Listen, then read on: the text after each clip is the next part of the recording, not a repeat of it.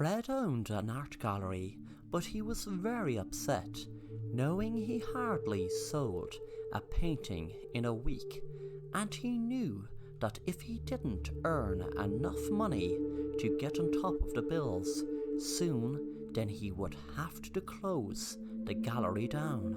He was sitting in a bar one night, telling his friend he had to close the gallery if he could not come up with some miracle to bring in more revenue than he already was. A few minutes later he went up to the bar to buy a drink, when he realized there was a strange-looking man dressed in a black suit staring right at him. Then the man handed him a card and said, "I couldn't help but hear your sad story about the gallery. I have an amazing idea that will no doubt keep your gallery open. Just don't tell your friend over there or anyone else. Call me anytime." That night when Fred got home, he sat down on his sofa, wondering what the man's idea was, and why he was so adamant to him not tell anyone about it. He rang the man's number, and there was an answer. The man's voice spoke. "Hello there, thanks so much for calling. Now I am just going to come right out with it.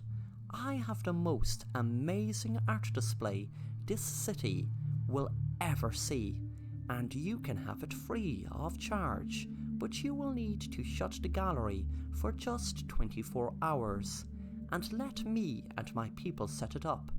The main thing is that it is going to be behind reinforced bulletproof glass, and should never, and I repeat, never ever, open the glass. There are just 2 rules. That is 1, don't open the glass, and don't tell anyone I told you this is a guaranteed success. Before you have any questions, let me explain how this will help your gallery. This display will bring art lovers from all over the country and all over the world. It will spread like wildfire how amazing it is. Just remember, never open the glass, and don't tell anyone about it. Getting back to the glass, there won't be a key, there won't be a lever to open it, or a handle, but just make sure not to damage the wall around it or anything that could affect the glass." Fred could not take in what the strange man was telling him, but he felt he had no other choice to agree with the man, so he said, "Okay, whatever display you have, I will shut the gallery for all of next Monday to you have it set up, but can you at least tell me what it is?" The man ignored his question and said, "I will see you Monday morning at 7 a.m, and also you cannot be in the gallery when it has been set up." On Tuesday morning, Fred opened his gallery and wondered what the display was. He was shocked to see a very weird set of mannequins posed as in a zombie movie. He soon forgot how weird they looked when crowds of people flocked into the gallery to see the display, and they loved it, and also they seemed to pick up a few paintings as they stayed there. By the end of the day, he had already made enough money to pay the bills that he had outstanding. He received a call from the strange man, and the man asked Fred, "So Fred, how is it going?" Fred said it was going brilliantly, thanks so much. Just remember the rules. Don't tell anyone I told you it would turn the gallery into a success. And remember, don't ever have the wall or glass damaged. The call ended. Later on that night, when everyone was enjoying themselves, Fred couldn't keep the secret any longer. He was speaking to a lady he admired for a long time and told her about how a man told him it would turn his gallery around, and he knew that the gallery would go from strength to strength. Suddenly there was a loud noise, and the room shaked. He'd realized it was an earthquake. Then there was another noise, and the room shaked again. The glass shattered, and everyone screamed. as the mannequins turned into real zombies and started walking around the room, killing everyone they came across. One zombie looked right at Fred and said, "You had only 2 rules. Don't tell anyone. This was promised to bring you success. And don't break the glass. Unfortunately for you, breaking 1 rule led to the glass being broke." The zombie grabbed Fred and proceeded to strangle him and eat him. Then took a drink from a glass of champagne and said, "It's a true saying, art imitates life." The strange man looked from across the street and said to himself, "It is such a shame that poor man didn't just stick to his rules he was given." And then the strange man went about his business of looking for someone else down on their luck.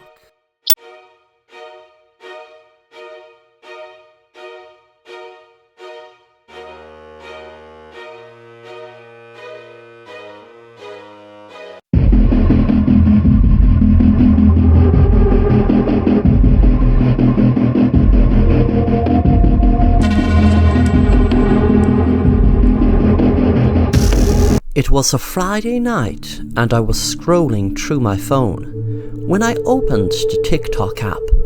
I scrolled through it, then noticed I had a message. I opened the message and it was from a guy called Frank. He said, "You were looking beautiful at the mall today." I blocked him instantly as I felt a shiver run up my spine. I just put it down to some creep trying to freak me out, so I didn't pay much more attention to it. The next day I was in the mall with my friends, and we were just walking after coming down the escalator when a man was standing in front of me as I got off. I said, "Excuse me," very politely. He turned around and said, "I'm very sorry for blocking you. Please pass." His words, "very sorry for blocking you," sounded so creepy. It felt as if he was the guy who had sent me the message last night. But how could that be? I told my friends, and they agreed it all sounded a bit creepy the way he worded it. I was hoping it was just a coincidence. That night when I went home, I received another message, which must have been the same guy. This time he said, "You shouldn't have blocked me." He must have set up a new account to just send me that. I jumped when I suddenly heard a noise outside my door. There was a piece of wood stuck up against it, with "You're blocked" written on it. I was shaking with fear and went to my window to try to get out, but I knew it was too high, and when I looked down, I could see the man below from the mall staring right up at me. I rang the police and stayed in my room until they came. When they arrived, the wood was gone from my door, and the man was nowhere to be seen. I couldn't understand the wood disappearing from my door. Then suddenly I woke up. Everything was dark. I know now what woke me. It was my phone. I answered it and could hear a man's voice.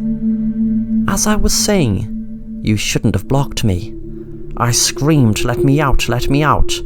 The man said, "There is a straw in your coffin underground. I will be taking that straw out in just under 5 minutes. There had been oxygen pumped into your coffin, but when that's gone, I'm afraid you're on your own.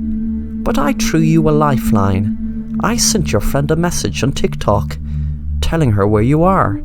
If they're a real friend, they will find their way here to save you.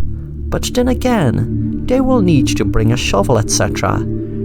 So the time is ticking. Tick tock, tick tock," he said in a very creepy voice. Then there was silence.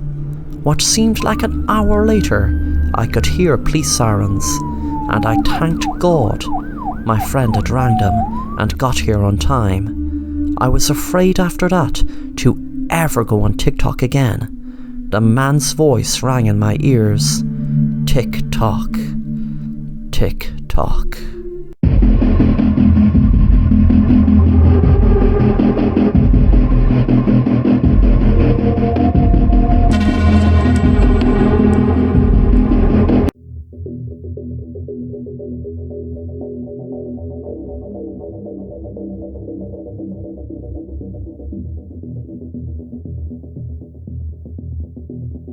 Hi, this is Kate Valentine. I'm responding about the request you put on the police auction materials. I bought a few kids' books from that auction, actually a whole crate of them. At the time, I didn't look at them, I just put them on the bargain shelf in order of the author's names. I had never heard of the author or the book title, so I gave them all orange stickers, which meant 50 cents each. One day, it was particularly dead, so I paged through them, and I noticed this one with very simple, minimalistic drawings called Dave's Days. There was no cohesive story. Unlike other children's books that use each page as a part of a lesson, here there was none of that. One page was the Dave character sitting at a kitchen table with a mug in front of him. He was the kind of stick figure you see on bathroom doors. Dave's kitchen was written in block letters above him. The whole book was like that. Just Dave, sitting alone in one setting or another. The park, the library. I put the book away and looked through the others and found another one in the Dave series. This one was called Dave and His Friends. The cover was Dave outside his house, like the first, but next to him stood a little girl with a blonde ponytail. 2 boys and a girl, all brown-haired with freckles, looked out from the window inside the house. This book was all about Dave and these kids doing things together and going places like to the park and getting ice cream. Every time Dave did something nice for them, they'd say, "Dave is my friend."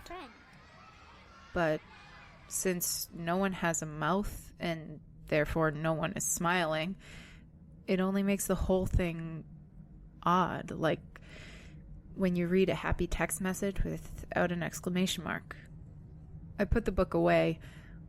Later that night, I decided to Google the titles of the books. When I got nothing, I just Googled the things in the book, and eventually I Googled the phrase, "Dave is my friend." An article came up. It was about a girl named Jennifer Holland who had gone missing sometime earlier and about how her parents hadn't given up hope. It also alluded to police being suspicious of them as the circumstances of her disappearance were strange. They said they woke up to find their front door open and Jennifer gone. 2 things really struck me from the article.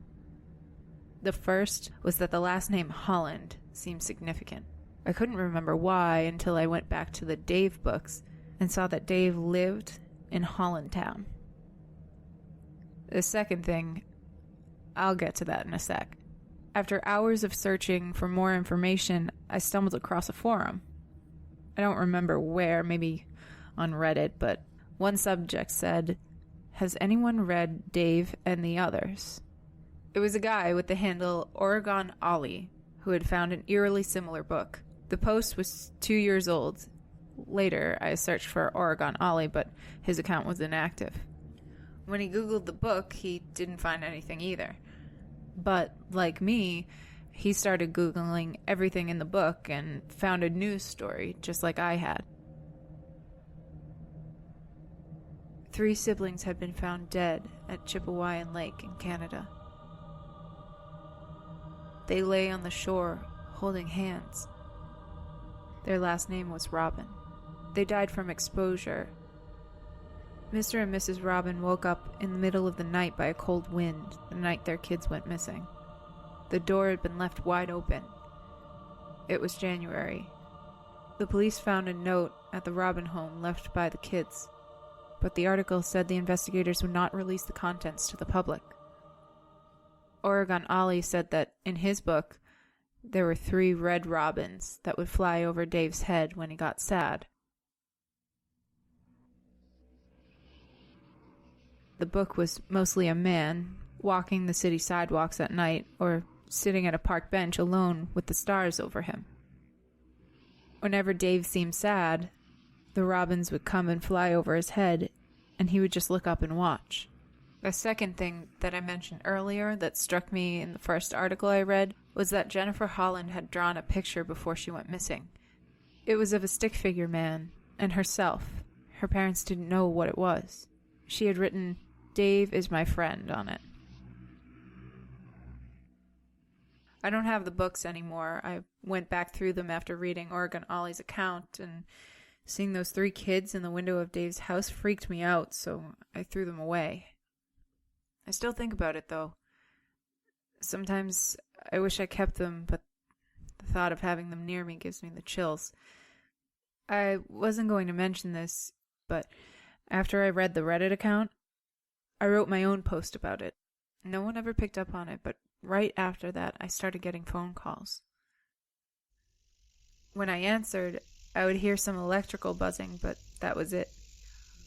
First, the calls were just at my house, but then I got them on my cell and even at work. Slowly, it died down, but I still get them from time to time. The last thought that crosses my mind when I lock my doors at night is, I wonder if it's Dave calling me. And I wonder if he's there somewhere, watching my house when I go to bed.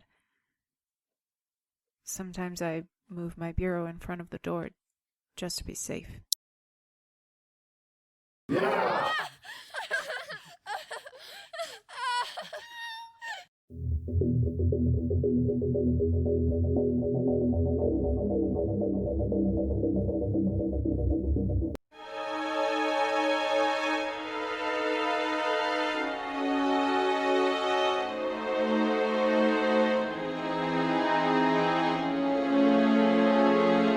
David was a host of a mystery dinner night.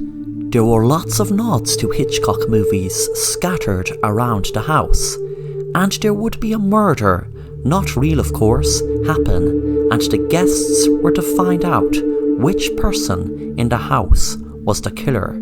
There were 4 guests, 2 men and 2 women. The man that was putting on the event said to the guests, "Hello, my name is David, and I have rented out this luxurious old house to hold what was to be a very exciting and thrilling night. There will be tributes throughout the house that pay tribute to different movies from Hitchcock, and you will be able to maybe put 2 and 2 together with different clues left around the house as to who the murderer is. We will be starting the night with a brief introduction by the man himself, who is played by the winner to play the role of Alfred Hitchcock, who is Eugene, who I must say strikes an uncanny resemblance to Alfred Hitchcock himself. I had auditions from lots and lots of different people, but I'm sure Eugene will play the role of Mr. Hitchcock perfectly himself. I must let you know that Eugene, or should I say Alfred, knows who the killer is, so maybe he can try to play friends with him to try to get information out of him. He isn't going to spill the beans, of course, but you never know. If you're that clever, you might be able to get information out of him that he doesn't even realize he is giving. From here, friends, I introduce you to Mr. Alfred Hitchcock. Eugene stood in front of the 2 men and 2 women. They were very surprised by how Eugene had looked like Alfred Hitchcock. He spoke. "Hello, ladies and gentlemen, and welcome to this amazing Alfred Hitchcock mystery murder night. We will start the night with a very tasty meal, and things will get very exciting very soon. You will be able to find clues and different items around the house that will have a link to different movies from me, and they might be a link to the murder, or maybe not. It is for you to decide. Enjoy the evening, everyone. Both couples sat down and enjoyed their meal. It took them about an hour to have the starter and main course and dessert gone. Right then, Alfred came out again and said, "Okay, everyone, explore the house, find the body, and solve the murder. And as ye know, before even coming here, the winner will win £10,000. And I know ye are two couples, so ye can have that money if ye so choose with your partner. Good luck, everyone." Both couples walked around the house. One couple was Matt and Susie. They entered a room with a curtain and a rope hanging on the wall, and both realized it was a reference to Hitchcock movies, The Rope and Torn Curtain. But there was no body, so they didn't see any other relevance to it. The other couple were Sharon and Michael. They entered a room where there was a wheelchair and a camera by the window. Instantly, they knew it was a reference to Rear Window. They were expecting to see a shower with blood on it as a reference to Psycho somewhere in the house, but Mr. Hitchcock's most known movie, Psycho, was nowhere to be found. There was a person walked into the room, and the couple jumped. It was a man who said, "Hello, sir and madame. I am the butler in this house. If you would like me to assist ye in any way, please just ring the bell that is placed in the hall by the telephone." A woman had entered the room, and when she saw them, walked back out. A few minutes later, they heard a scream from the window and ran over to look. To their surprise, they had seen the woman who had just been in the room earlier had ran away from a body. The shock came to them when they had told Alfred, and he had looked with shock, knowing that wasn't the fake murder planned for their mystery murder night. When they went down to investigate, they both realized that the dead body was actually real. The body was of the butler. A couple of minutes later, Eugene rang David, and David rushed outside. He looked shocked. Michael told him that it was a woman who had murdered the man they saw her running away. David froze and said, "I know who the killer was." They all looked shocked and asked who. He took out a knife and stabbed the couple, and turned to Eugene. "Mr. Hitchcock, do you think I would forget a reference to your movie Psycho? Let me introduce you to my character. My name is Norman Bates. Now you can leave, as I don't want to hurt you, but just to let you know how well I planned the twist. The killer was Mother."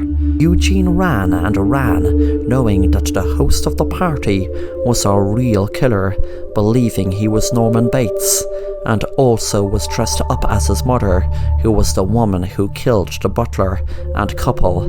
A few minutes later, after Eugene rang the police, they arrived to see the other couple dead in a room full of birds, eating them.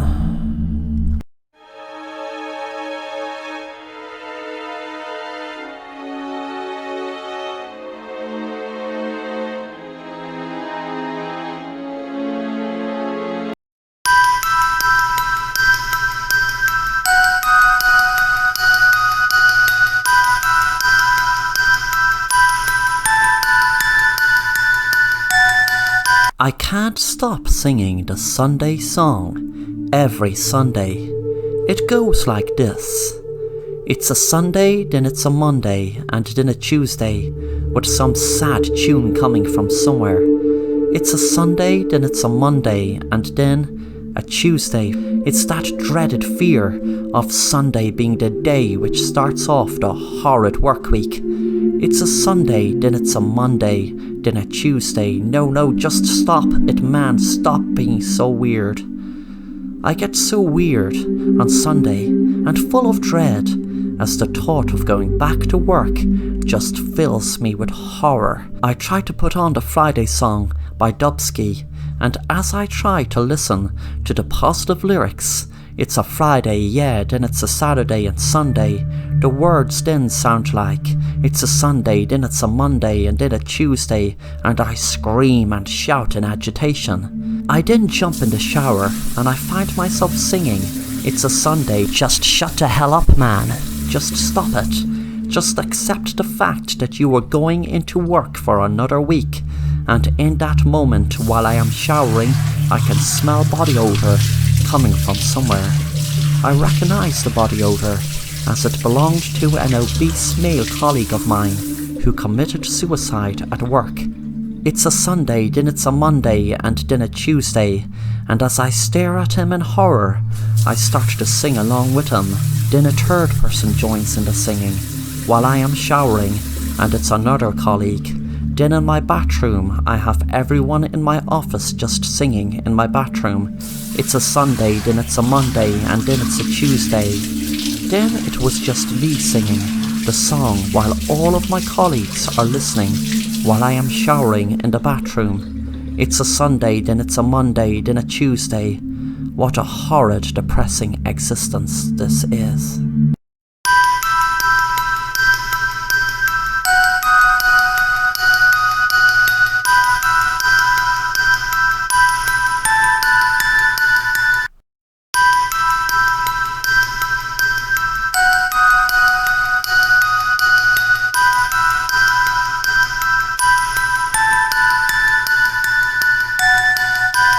Pat was relaxing at home, enjoying a glass of whiskey, when he received a text. He opened it up, and there was a photo of his wife and daughter and son tied to a chair.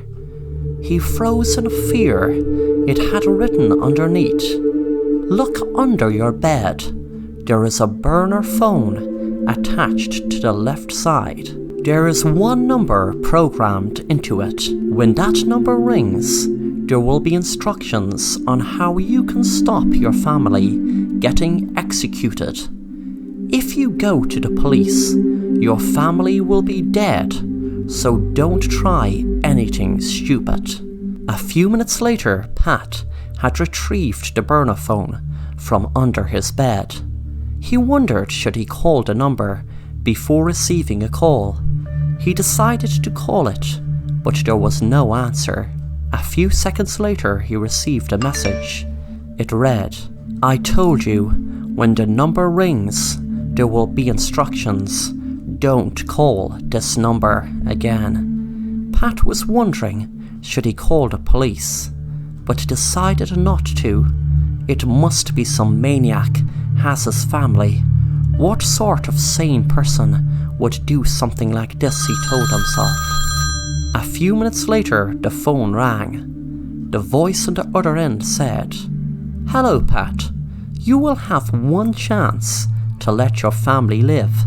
If you mess up that chance, then you can kiss goodbye to your family, and you will never ever see them alive again. There is no GPS in this phone, but put in the following address. I text you into your GPS tracking on your own phone, and you will be able to have your chance of saving your family. Remember, don't go to the police.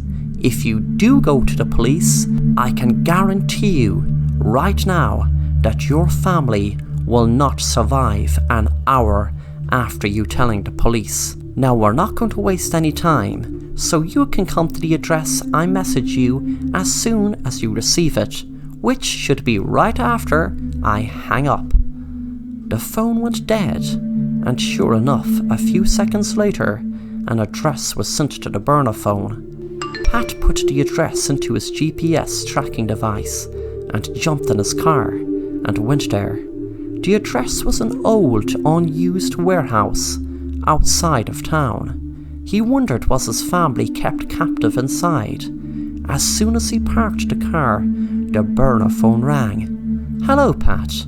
The door is open and will lock when you are inside. Walk in. I'll stay on the phone." As soon as Pat was inside the door, it banged and locked behind him, and the man spoke again. Well, Pat, you might see an ordinary looking room with different things around it and dots on the ground. Well, Pat, you were going to play a special game I designed myself, which is called Join the Dots. I was inspired by the classic game Join the Dots, hence the reason I have dots on the ground. You have to walk from each dot to the end of the room. Different things will happen you as you step on each dot. I will tell you what they are just before you step on each dot. But remember, Pat, don't try to do this fast. You will know why soon. Well, the first dot, Pat, when you pass it, there is going to be a burst of fire pop up from the floor. Also, I almost forgot, you don't have to finish any of these dots, and you won't be harmed in any way if you don't even complete the first one. But on the other hand, your family will be all executed by being shot in the head. Now, to make it even more exciting, there is a time limit. If you don't get it done in the time limit, which is 2 minutes, then you can forget about ever seeing your family alive again. Well, the game begins now. Pat was in shock with what was happening. He shouted into the phone, "You sick bastard, leave my family alone." The man said, "Pat, drop your phone, you don't need it. I can speak through the speakers now. You have enough on your plate besides holding a phone. By the way, Pat, the time is ticking." Pat walked fast towards the dot, and when he stepped on it, a large burning flame went up through his body and ended so fast he hadn't even caught on fire. He was walking towards the next dot, and a voice spoke. "This dot is going to release nails under your feet, long enough to make you feel a lot of pain, trust me." Pat stepped on the dot and screamed in pain when 2 large nails went right through his feet. He walked on towards the other dot. There was only one more after that. He could do it, he told himself. The man said, "The next dot, Pat, will be shards of glass forced out a chute right towards you for a few seconds." Pat walked on the dot, and shards came flying at him for what seemed like hours, but were only seconds. He reached the final dot, and wondered what it was. He was told, "This is going to be a surprise, Pat. There will be 2 holes, just big enough for you to put your arms through. Just roll up your sleeves and put them through." Pat put his arms through it, hoping for it to be over. He was in fear that he was going to get his arms cut right off, but suddenly he felt a needle prick his arm. Then he felt like floating on air. He heard the voice say, "Now, Pat, I can't get my daughter back, but this makes me feel a little better. You might ask why the dots? Why join the dots? Well, I'll tell you why. Why? Because of all the dots from needle marks, or train tracks as they call them, in my deceased daughter's arms, from your drugs you pumped her with, and so many other people. Well, now you're going to feel what it's like to be in pain. I wondered, should I give you enough till you overdose, but I had a better idea. I wanted you to experience a high before the low. You're high as a kite now, I know, but when you come down, when you come out of the clouds, you will be able to see the pain you have caused. You're going to wake up to your family dead from your poison. You see, Pat, each dot you stepped on, a person injected your poison into your family, and I'm sure they were dead by the second one. Well, on their way, but very good you did 4. And good for me that it takes time for them to die. Do you remember I said you would never see your family alive again if you didn't step on the dots? I meant it. You will see your family alive." The wall raised and Pat could see his family tied to a chair, slipping more and more out of this world, with needles stuck in their arm. He knew within minutes or seconds they would be dead. The man said, "Now you know what your poison does to people's families."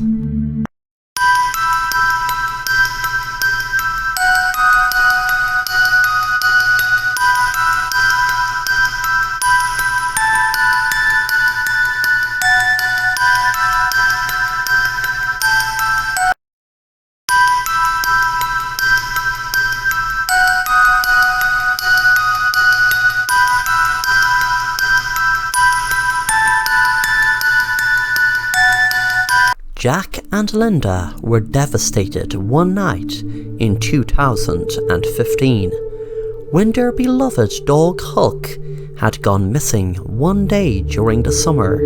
They both hoped for a week on end that the dog would turn up, and even though it was chipped, they didn't seem to be able to track it. Jack put it down to criminals stealing the dog and removing the chip. Linda didn't want to buy another pet, as she said it would just cause too much emotion with her and her loving memories of Hulk. In 2020, Linda was sitting out in the garden, enjoying the sunshine, when she heard something move in the garden. She was surprised, so turned around. To her surprise, she saw a dog with an uncanny resemblance to Hulk. It had been 5 years, and she wondered, how could the dog have came back after all this time? She couldn't help herself, so she called the dog in a friendly tone. "Here, Hulk." Suddenly the dog barked very aggressively. Linda was surprised. She thought of something, but wouldn't find the bravery to check with the dog being so aggressive. But still she saw it. The brown patch under Hulk's neck proved to Linda it was really Hulk. She was so happy that he had returned, but wondered what made him so angry. She couldn't believe her eyes. After 5 years, Hulk had finally came home. She was going to call her husband, but had decided to surprise him when he came home. That evening, when Jack had come home and saw what Linda's surprise was, he seemed to have gone pale.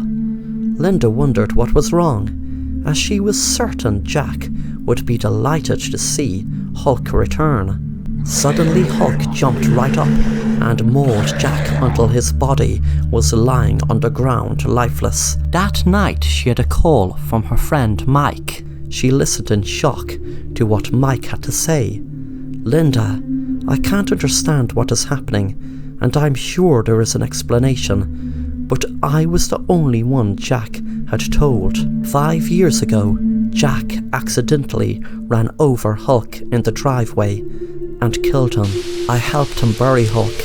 Linda, I don't know how this is possible, but before I called you, I went to where we buried him. The dog's bones and everything are gone. There is nothing there." Linda heard a noise behind her, and Hulk was standing right next to her and started barking, then jumped right for her.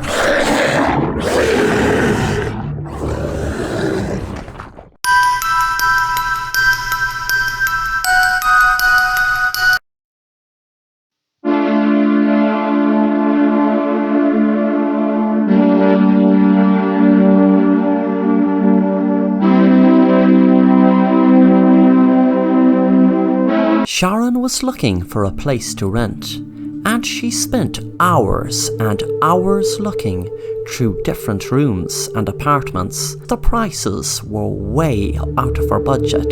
She felt like she would have to have a super high-paying job to even pay the rent, don't mind the cost of living on top of that.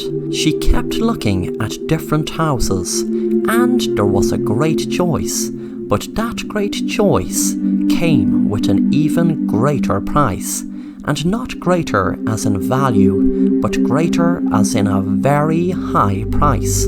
She was about to give up when she had to look twice to see was she seeing things or were her eyes playing tricks on her from staring at the screen for so long. There was a really nice apartment complex in what looked like a lovely neighbourhood near where she wanted to rent. What caught her eye was rent a room and a living room plus use of swimming pool, entirely free in this beautiful spacious house in a beautiful neighbourhood. You will be able to stay indefinitely, but just need to take part in a training session to help finding ways of bettering ourselves through a modern day type of experimental wellness therapy. When she scrolled down to the bottom of the page, under the photo of the complex, it had written in bold red writing, "If interested, please reply as soon as possible, as there is only a few positions to be filled." The complex can hold plenty people, as it has more than 30 spacious bedrooms and leisure rooms, etc. But apply right away if interested, before spaces are gone. Sharon didn't even begin to consider not applying when she had already clicked on the button below which said apply now. She filled in all the information and was delighted when she got a reply back saying, "Thank you for applying to stay in the wellness mansion. You just have started the journey to changing your life to bring out the best in you." Sharon wondered what exactly did the experimental wellness therapy mean, but she guessed it couldn't mean anything bad. A week later, Sharon was in her new room in the wellness mansion. She felt like being in a posh hotel. Her room had a TV and was decorated beautifully. She was lying on her bed relaxing, scrolling through Instagram on her phone when a man entered.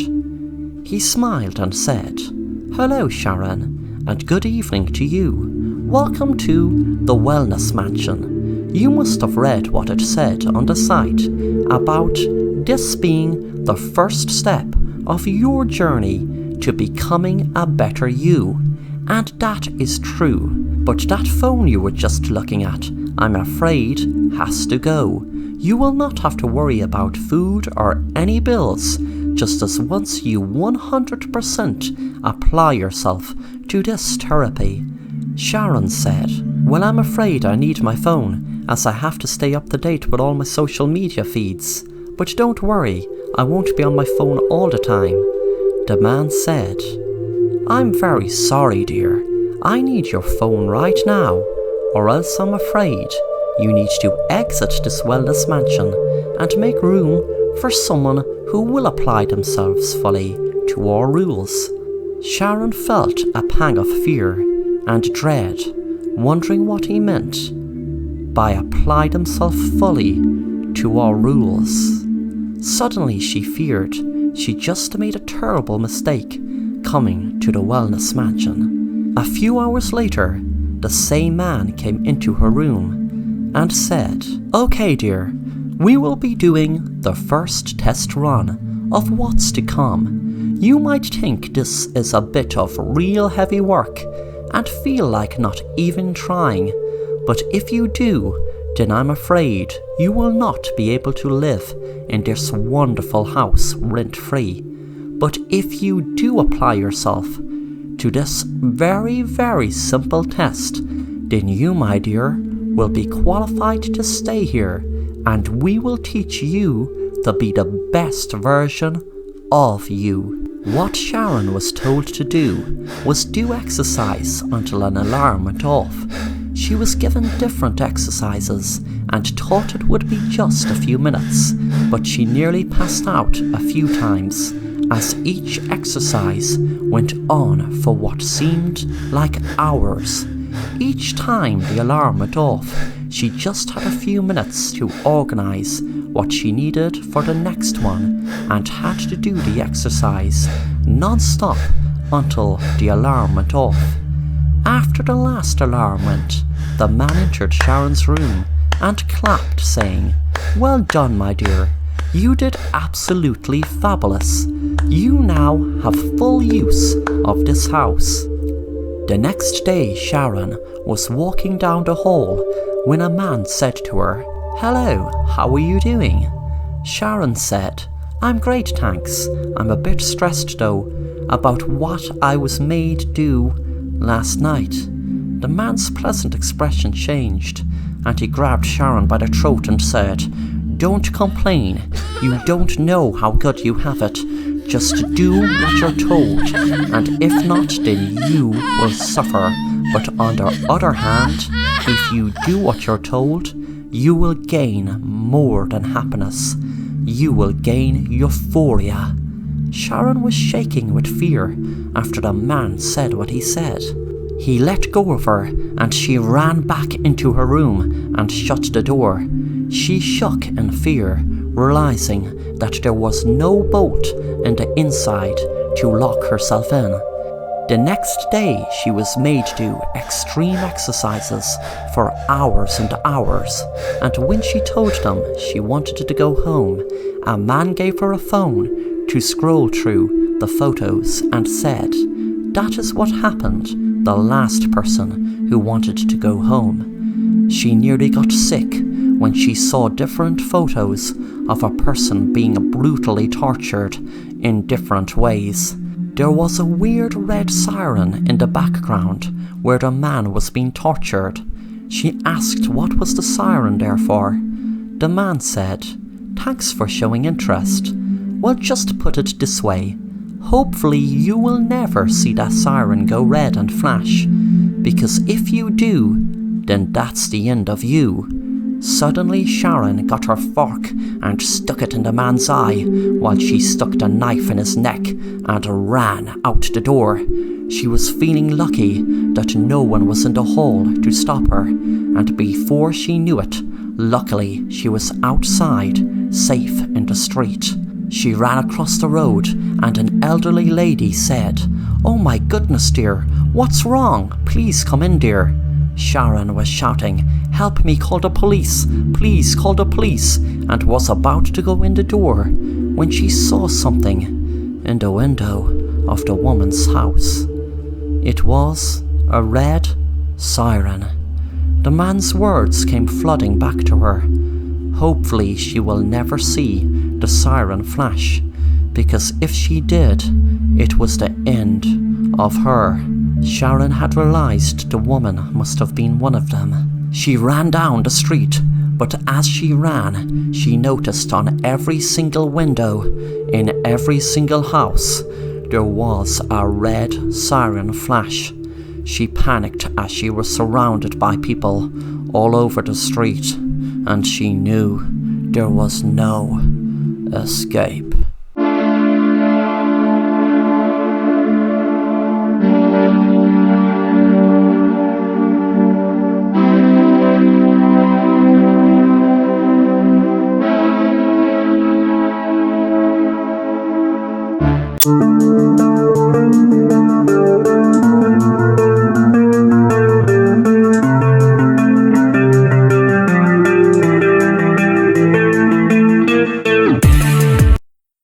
Someone found it by accident. God knows what they were looking for in the first place. The website address is a series of random letters and numbers, and of course, like all secret dark web addresses, it ended with a .onion. You need special software to find it. It's called Tor. There is no Google in the deep web, no browsing. You have to know what you went there for. But some people think of themselves as explorers, and try to find web addresses simply by typing random combinations of letters and numbers. Supposedly, that's how they found Jane Woodbridge 813. That's how the story goes anyways, but I don't believe it. But then, I don't know how anyone else would have found it. The site itself is just a black screen with a video player at the center. The title of the video is written at the top of the screen. Nothing else is written anywhere. The video has no audio. I first saw it when I was 13, back in 2006. It stayed with me. It wasn't graphic, but still, I never forgot it. Which is why what's happening now has been keeping me up every night. It's like this nagging thing I've had in the back of my mind since I was a kid, and now it's at the forefront of my brain. It's all I think about. When I was 13, my best friend's older brother lived in their basement. Every now and then we would go down and try to get a turn at whatever PC game he was into at the time. One day we went down to find him reading a forum. We asked what game it was for, but he said it wasn't a game. It was for a video that had been going around. He hadn't seen it yet, but he heard rumors. He followed the instructions on the forum and found the site. It was locked with a username and password prompt. He read something he had handwritten on a piece of paper and typed it in. The prompt disappeared, and then there it was. Empty, save for the video player. He said I have to close the door before he could show it to us. I did. He pressed play. The video was shot from inside a house looking out through the old window to the backyard. In the middle of the yard was a girl. She was a teenager, but I couldn't tell exactly how old, maybe 16 or 17. She was leashed. It was wrapped around her neck, a chain running down to a pole on the ground so she couldn't move very far. At the moment the video started, she was standing awkwardly and looking at the cameraman, as if waiting for something. Beer cans were strewn all across the yard, and as I mentioned before, no audio. The camera jolted right. At the same time, the girl looked in the same direction. The camera couldn't see anything past a few feet ahead of the girl since it was being recorded indoors. But the girl could see it. Whatever it was that made them both look, it was ahead of her. She began to cry. She pulled at the chain and the pole, but they wouldn't move. She turned to the camera person, her cheeks red and wet with tears. She begged. The cameraman's hand popped up in front of the lens. He pointed an index finger straight down. The girl seemed to understand the gesture. She still cried, but now she closed her eyes, and one leg at a time got down on her knees. Then she bowed, her entire body bending until her face was down on the grass. Her hands stretched out in front of her. She turned them palm up and raised them as if she was worshipping. The video ends there. My friend said it was lame and called me out to play. His brother was interested. He remained for days trying to find answers, but there were none. I wasn't sure what to think. And then, as time wore on, there would be nights just before I fell asleep that I would see her there, kneeling on the grass. I needed to know what was standing in front of her at that moment. More than anything, I needed to know what she saw. Once, a year or two later, when we were sitting at the back porch, my friend's brother joined us as he smoked a cigarette. I asked if he ever found out who the girl was or anything else about that video. He said no one knew the girl. He was talking about the entire online community. They had looked for every girl with that name they could find. Nothing ever came of it. But he did say one thing which was very strange. He said the brand of the beers that were all over the yard didn't exist. Not in America or any country. This was such a strange additive that, again, I couldn't stop thinking about it. And then when I was 16, in the winter of 2009, a small news story went viral. The story was of a girl who had gone missing after going out for a walk with her friends. Two of her friends said she had been acting strange days before her disappearance, as if she was afraid or something. They had been walking home from school one day, and she just ran without warning. They couldn't catch up, and no one could find her after that.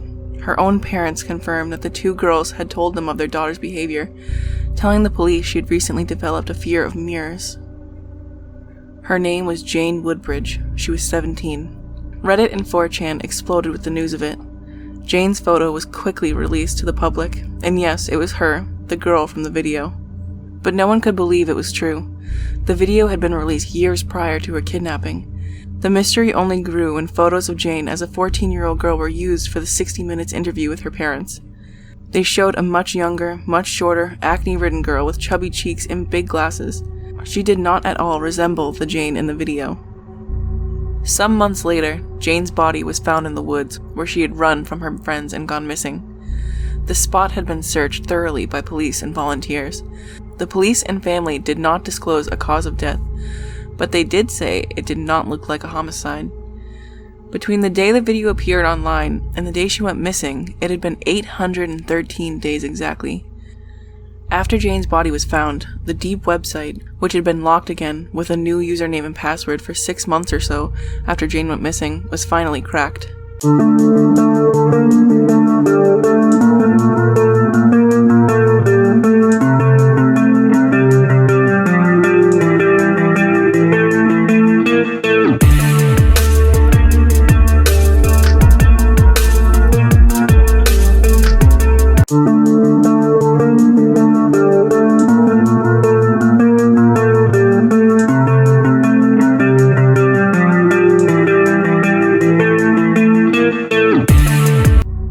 Some months later, Jane's body was found in the woods where she had run from her friends and gone missing.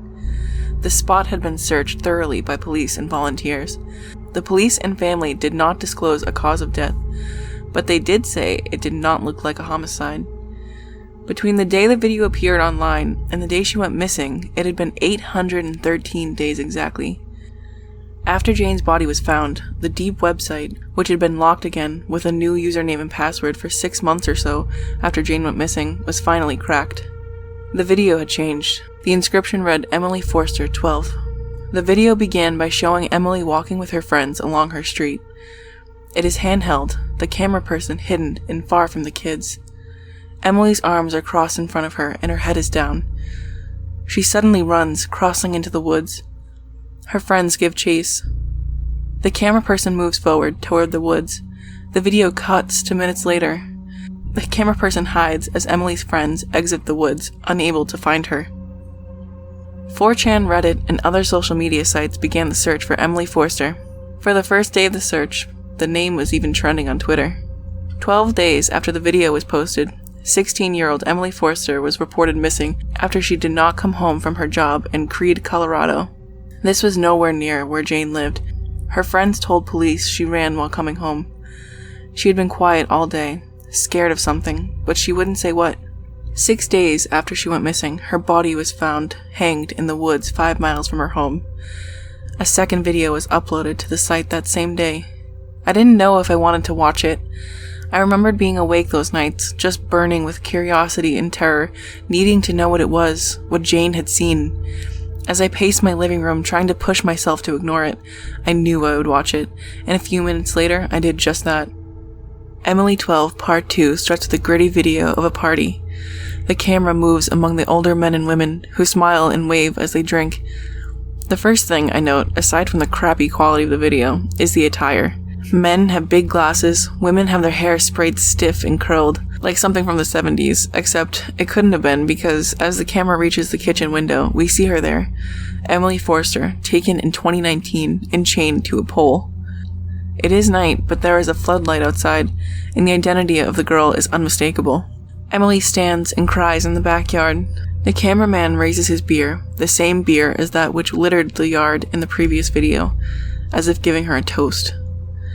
Emily is suddenly alert. She looks back to the dark behind her, listening. The man once again points to the ground, but Emily refuses to kneel. He tries 2 more times, but she stomps her foot in defiance. She turns to the black behind her, as if she heard something, and starts to scream. The cameraman turns back to the house. Everyone now has their back turned to the camera, all facing away from Emily. They stand there, their backs to us, doing nothing else. The video ends. Once again, I realized the timeline didn't add up. The first video of Emily running away was posted months before it happened. Again, I felt sick. I decided I was done with it. I left the site and the computer. I put it out of my mind and decided I wouldn't dig anymore. I didn't care who was next. I was done. And then, a few months later, the site updated. It was all over Reddit. Everyone was talking about the diary. I couldn't help myself. I went back on. Instead of a video, there was a picture. It was the cover of a red diary. The label read, "This diary is the property of..." But the name had been scratched off. There was an arrow at the bottom. I clicked it and the picture changed the first 2 pages of the diary. The date read August 9th, but the year had also been scratched off. The first few pages were regular diary entries. It belonged to a girl in middle school, or at least it read that way. Then there was a really strange entry. Unlike the others, it wasn't about the boys in her class she had a crush on, or her friends who mostly liked her for her pool. This one was about her sister, who had died a year earlier from anaphylactic shock. It read, "It's been 1 year today since Cindy died. My mom said if I can't talk about it, I should write about it, and I definitely can't talk about it. It was the worst night of my life. I can still feel the bunk bed shaking. I hear her choking, but the worst part, even worse than hearing my sister dying, is how I just lay there, listening, too afraid to do anything, until finally the shaking stopped. She had been bitten by a spider. It wasn't super venomous, but she was allergic. Mom got rid of the bunk beds, but when I wake up, I still see her arm sticking out above me. Then my eyes adjust, and I realize I'm just looking at the ceiling. One night, I woke up feeling like I was being watched.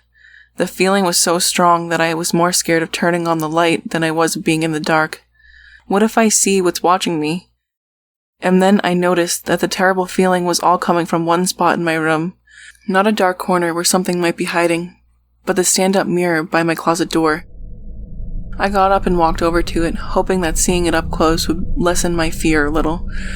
But I still hadn't turned the light on, so all I saw was my silhouette.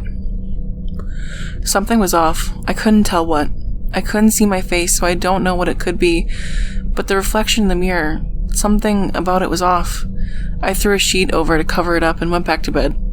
The mirror was tall and the top curved, so when it stood under the sheet, it looked like a person just standing there in the corner of my room. The feeling that I was being watched never went away. Actually, it got much worse.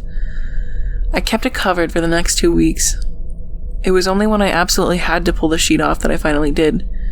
It was really late one night when I heard someone tapping on the glass of my window. My room is on the 2nd floor, so I was really scared to see who it was.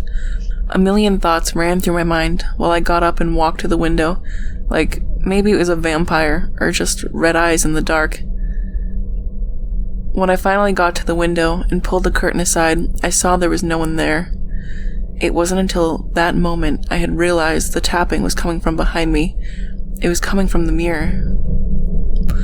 I was shaking worse than ever. My mouth was dry, my legs weak, but I had to know what it was. I pulled the sheet down. The tapping stopped. Again, it was too dark to see my reflection, but that wasn't my focus anymore because now I looked past myself to the rest of the room, and I saw something I didn't recognize. There was a TV in the same spot as mine, except it was a totally different model, like it was from a long time ago. And my bed wasn't my bed. It was bunk beds, like we used to have. There was someone sleeping on the top bunk. I could see her shape under the blankets, but not much else. And as I stood there watching, the shape began to stir. She woke up. It looked like my sister, but wasn't. Even though she was mostly hidden in the dark of the room, I could tell it wasn't really her. She became really happy when she saw me. She rolled from the bunk to the ladder on the side, her arms and legs stiff like they had been after she died. She limped toward me. I turned from the mirror and saw my room as it really was. There was no one in the dark, but when I looked back into the mirror, I saw what she really was. That was the end of the entry. I turned the pages, and on each one there was only one sentence, the same sentence written over and over again, sometimes a dozen times, sometimes hundreds. It still haunts me. It haunts me to wonder about what she saw that night, and the nights that followed. The sentence that covered the rest of the diary was simply, "Don't look in the mirror."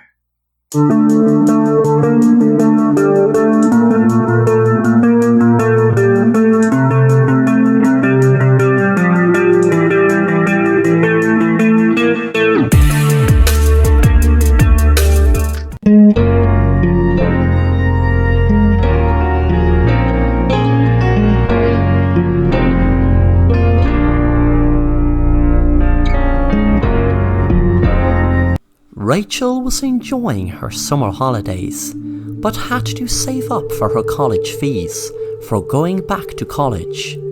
Last summer Rachel worked in a bar and enjoyed it, but since this summer had a lockdown and most of the bars and all the clubs were shut, she had no choice of securing bar work this summer. It was when she was in her friend's house one night that her friend Susie recommended the platform OnlyFans.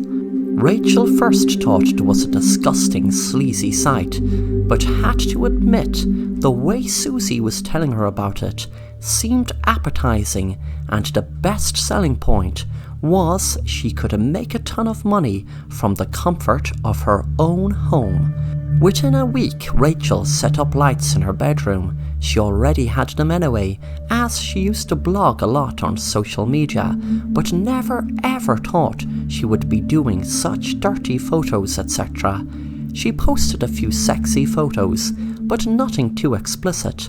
Within a week, she was delighted to see that her followers were going up and up, and the first month she had made over €1,000.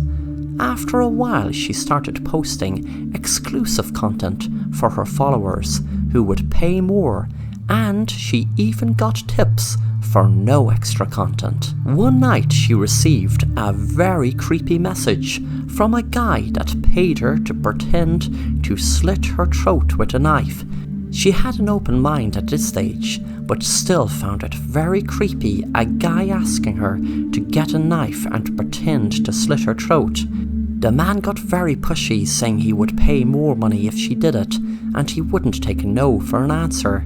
So she just spoke a little bit more and then blocked him. That night, Rachel was walking her usual walk she used to do around the block in the evening when she heard a noise. She thought it might have just been a dog or a cat, but looked anyway. There was nothing there. She kept walking until she heard it again.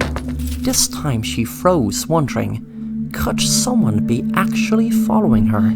Suddenly a man appeared and she jumped.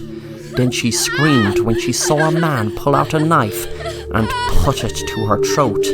He said, "You stupid little bitch." Rachel was thankful she took karate classes when she defended herself and was able to knock the knife from the man's hand. Then she knocked the man to the ground and grabbed the knife and held it to his throat. He was smiling, and that made her blood boil. She picked his skin, and there was blood. Then there was more blood as she stuck it in more. He told her, "Okay, that's enough, babe. I loved that roleplay. I am absolutely so turned on." Rachel then said, "I am turned on more, knowing that I am going to add a little extra to your roleplay. I am going to actually cut your freaking throat for real." With that, Rachel sliced the man's throat open. The next day, she was looking through her phone to see what messages or tips she got on her OnlyFans, but she was surprised when she saw a DM from the man that she blocked. She wondered, 1, how could she get a message from someone she blocked? And 2, how can she receive a message from someone she know she left absolutely dead? She opened the message, and there was a link to a video. She clicked on it and saw a video of her slicing the man's throat. It was the CCTV footage, but she made sure there was no camera. No, it couldn't have been CCTV footage. It must have been someone filming her. But who? She froze to death when she saw what happened. When she walked away, the man had vanished into thin air. Suddenly she turned around when she felt like someone blowing into her neck. The man was staring right into her eyes and said, "You shouldn't have took it that far. All those creeps on that horrible app are just a bunch of losers. I am your only fan, worth anything, and you just let me die." Rachel was trying to figure out what was happening. Suddenly, she woke up from a nightmare. It all came flooding back to her now, her killing the man. She wondered how she turned into a cold-blooded killer just over a few strange roleplay requests. Suddenly her phone rang. Susie said, "Rachel, you wouldn't believe what this crazy guy paid me €100,000 for last night. He was completely nuts. He claimed to have some power to turn any idea into a reality. Would you believe that? He said to me make up some horror story about OnlyFans about my best friend. I told him some wild crazy story that a guy messaged you to play a roleplay game, to him go to stab you and then you really stab him and then you would have a nightmare after it, that the guy actually came back to life. Can you imagine? He actually paid me €100,000 for that, for some crazy stupid little story. I am extremely proud of myself for the ending. It really seemed to get him off.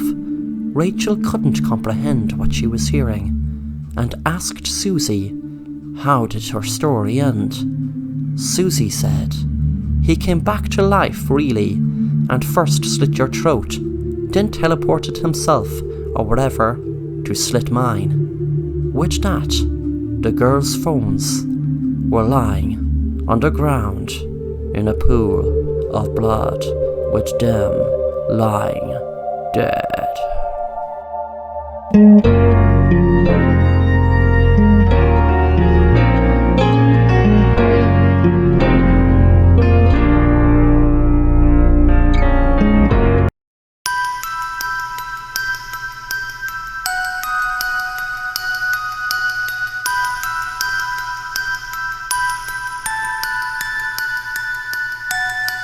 Sophie was watching the news when she thought she heard someone in her hall.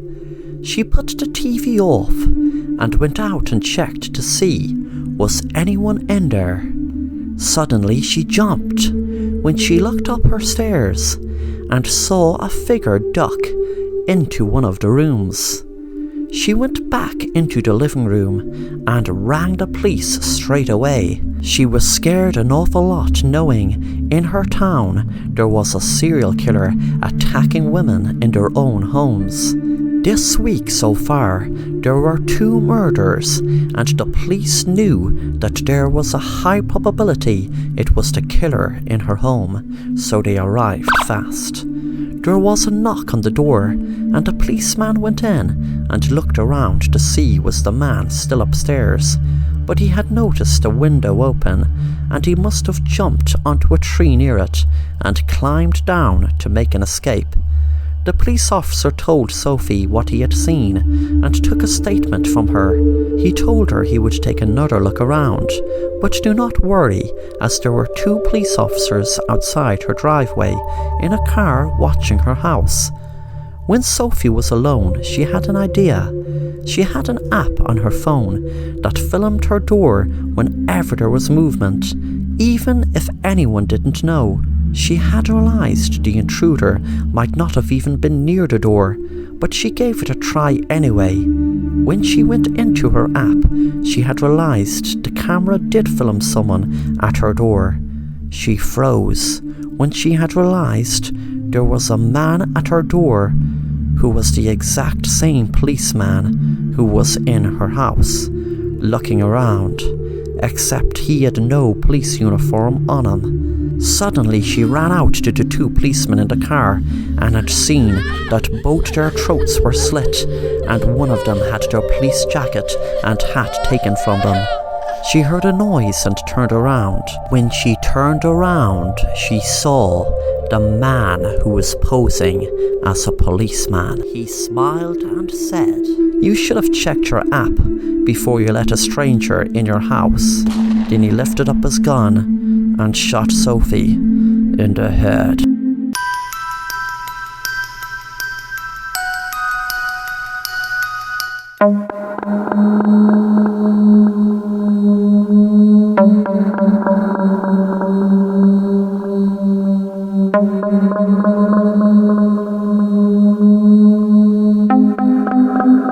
Tony was in the woods last week with a few of his friends, and they were with this guy that was new from school, who claimed to know all about black magic.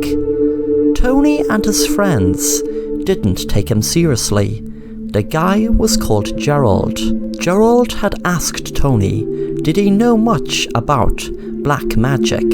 And Tony said, trying to keep a straight face, "Oh yeah, I could write a book on it."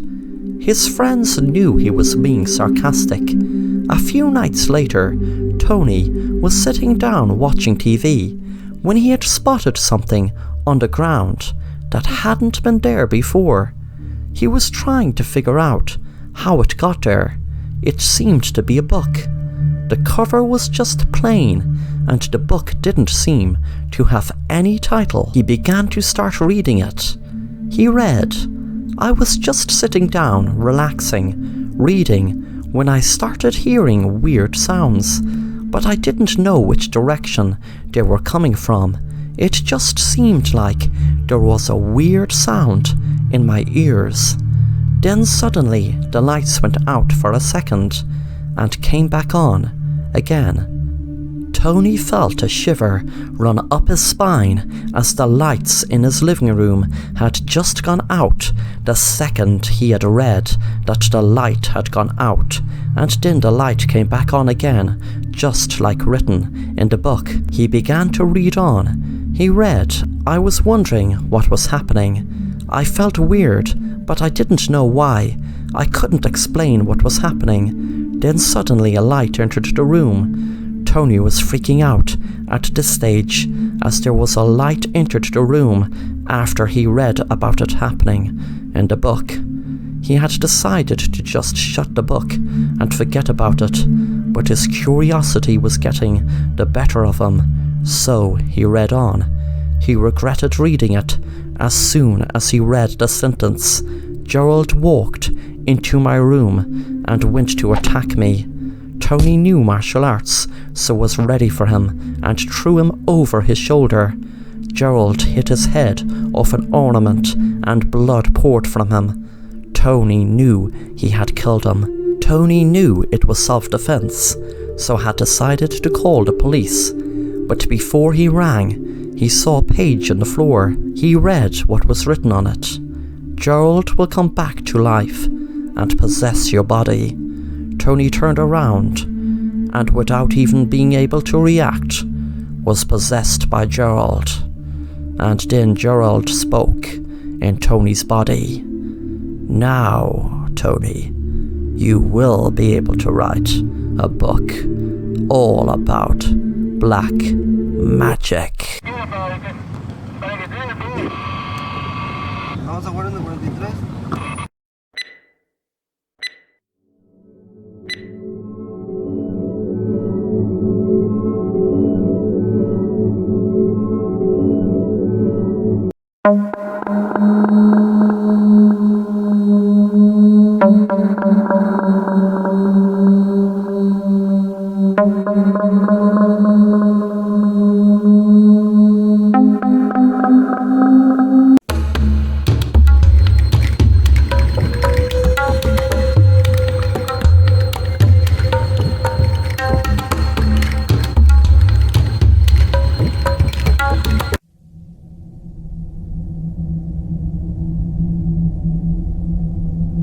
I can't help if you don't talk to me. You won't believe me. If you tell me you saw Bigfoot or some creature in the woods, I will believe it. I promise. Tell me your story. There were no creatures, spirits, or monsters. It was just me. It was my first time as a caretaker in Yellowstone. I barely knew the place, but when I saw it for the first time, and I fell in love instantly. I was in complete awe of it. The mountains that reached up to the clouds, and the valleys which cut beneath them. The forest which ran vast and all-consuming throughout. And then there was the wildlife. It was overwhelming in its beauty. And people left the park in November for the winter season. And that's when I came in. I was to remain there until the plows could reach me towards the end of winter. I was the only one in my section, alone for miles and miles. My job was to clear the snow off the roofs of some of the buildings and structures. That was pretty much all I was supposed to do, but it kept me busy. There was always more snow to clear. I enjoyed the solitude, and I'd been craving it for some time. When night fell, my cottage was the only source of light. The entire landscape, mountains, rivers, and the forest, all of it was dark. It was like an ocean of black, if you can picture it. And a tiny pin drop of light in the middle. That was me. I read books and made dinner. That's how I spent my nights. One day there was a storm. The snow was falling so thick and so fast that I couldn't get past my own front door. I decided it was too dangerous to try going out, so I stayed in, knowing that I'd have to do double the work the next day. But it was okay, because it was better than being caught outside in a storm. That could be death if you couldn't find shelter. That night, after dinner, I read as I normally do, but as I did, I noticed a strange sound. A soft, wet hum. I heard it before, only when I was absolutely silent, but I could never place where it was coming from or what it could be. So I forgot about it. I kept reading, and when I was too tired to read another word, I turned out the lights and went to bed. It woke me from a sound sleep. I was so tired and disoriented, I wasn't sure if I had heard something or if it'd just been a dream. Slowly I came out of my fog, and then I knew it hadn't been a dream. There was a knock at my door. I couldn't imagine who it could be. I was miles away from anyone, and in a storm, it would be impossible to get to me. I tried to look out the window by my bed, but it was too dark. I picked up the gas lantern and lit it. Then I moved to the door. When I opened it, the wind hit me like 1,000 needles. I aimed the light out, but there was only snow and darkness. Beneath me, though, I did notice something. Footprints. They led from my door to just outside the window where my bed was, then back out into the black. Sudden terror came over me as I looked out over the dark.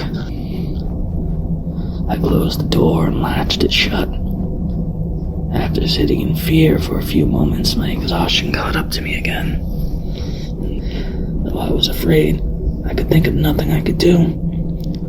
So I put the light away and I lay in bed. The following morning I woke up and remembered, but I had no idea if I had dreamt it or if it really happened. I opened the front door and found there were no footsteps outside. And though I let myself believe it had been a dream, part of me knew that the snow would have filled in the footsteps if they had really been there at all. The sky looked just as bad as the day before, but if I didn't clear the roof before another storm, the other stations could cave in. I can't express the fear I felt walking through the woods that day. Any noise sent shivers up my spine. I was convinced someone had been there last night, watching me sleep. But if it was true, why wouldn't they wait for me to open the door? And how could they have survived the storm? I cleared the roofs from the other buildings, and as I did, it began to snow again.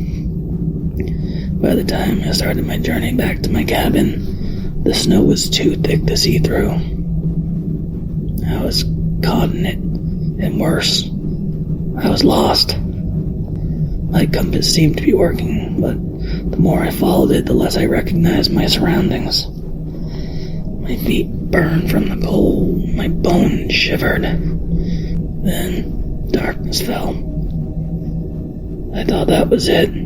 I would die right then and there, frozen in the woods. And then I saw a light. I thought maybe I had left the lantern on, but I remembered turning it off. But I didn't care either way. I was glad because the closer I got, the more I realized that yes, it was my cabin, and I was home. The door was locked when I tried to pull it, but how could that be? Unless I was wrong. Maybe this was someone else's cabin. Maybe I wasn't as far from the other caretakers as I originally thought. I knocked and waited. The wind blew cold all about me. I moved to the window and saw the person inside. It was me. I stumbled back into the woods and hid. I watched as the person inside opened the door and looked out, the lantern held out ahead of them. I watched closely, trying to understand. Then they quickly went back inside and closed the door, as if they were afraid. Against all odds, I found my way back to the buildings I had cleaned and slept inside. I nearly froze to death that night. The next morning, I stood in the woods and watched the cabin for as long as I could before approaching it. When I finally did, I found it empty and the door was unlocked like I'd left it. It felt foreign to me now, like I was in someone else's home, like when you have to stay at a stranger's house, except all the things in it were mine. The only thing familiar was the smell. It was tart and sour, but in my time here I'd grown to love it, and I was home. Outside, the world was frozen. The life and beauty I had been struck by when I first arrived had long since faded. I was afraid of the day because I could look out my window and see what was outside. I didn't want to see. But of course, the day was nothing compared to night.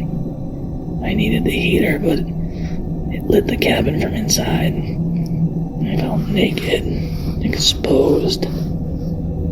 I couldn't see anything past the windows.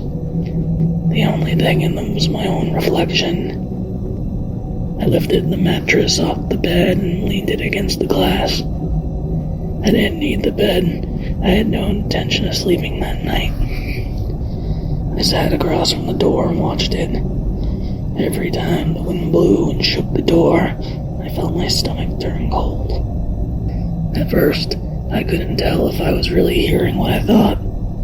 The screams swelled and faded, or maybe they were just shrieks of wind pushing through the pines. I found the lantern and opened the door.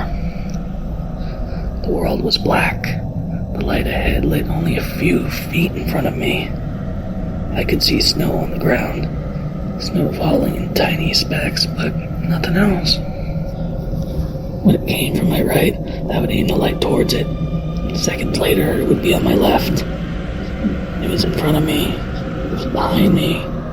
It was close. It was far. I was terrified, and before long, my fingers began to burn. I had to go back. When I did, I put the mattress back down on the bed. I was too tired. Fear and vigilance had taken it all out of me.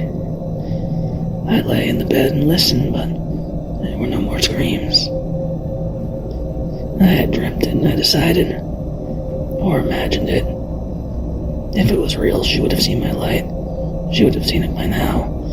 The orange glow of the heater through the window. If it was real, maybe I would see her footsteps in the snow in the morning.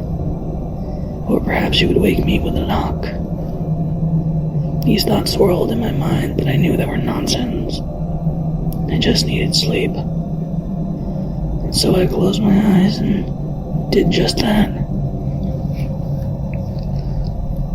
The following morning I woke up and remembered that I had no idea if I had dreamt it or if it really happened. I opened the door and found there were no footsteps outside. And though I let myself believe it had been a dream, part of me knew the snow would have filled in the footsteps if they had truly been there at all. There was no way to know. I looked out over the ice and the dead trees and the leaden sky, which seemed like a concrete slate about to drop. I couldn't face it. I couldn't go out and do my job. I knew something was out there. I didn't know what, but it was there. Between the trees on the other side of the hills. I sat on the floor facing the door again. I stared at the wood of the door and listened. I wondered about her, the woman who screamed. I wondered if she had died in the night, and if so, would she come now?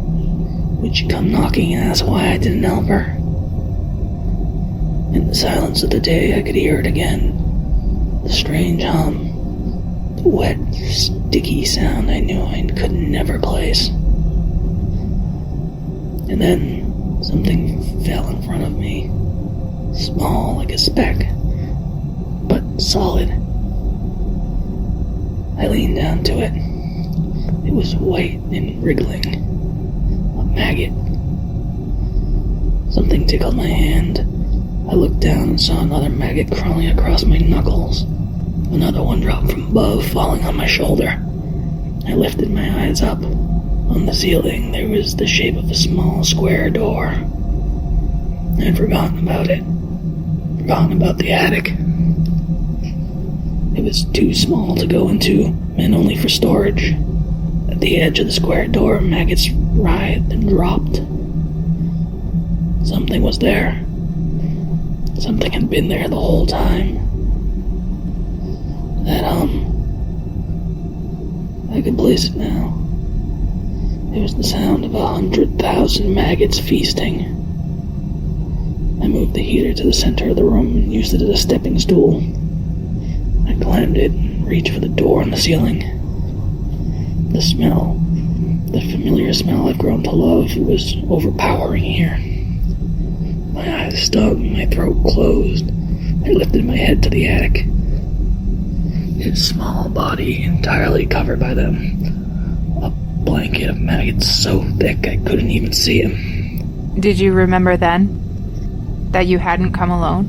Yes, I remember. They still haven't found your wife. Is she up there in the hills? Just behind them. They'll have to wait for the thaw. It was a brutal winter. I tried to tell her there was nothing out there, nothing but ice, but she ran anyway. She ran for me when she saw what I'd done to our son. She ran begging for help, screaming for it, but there was no one out there.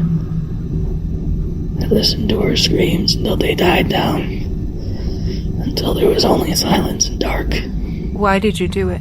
Didn't you love them? With all my heart. Too much. It was all I knew. It was suffocating. Some men shouldn't have that much love. Some men should just be alone.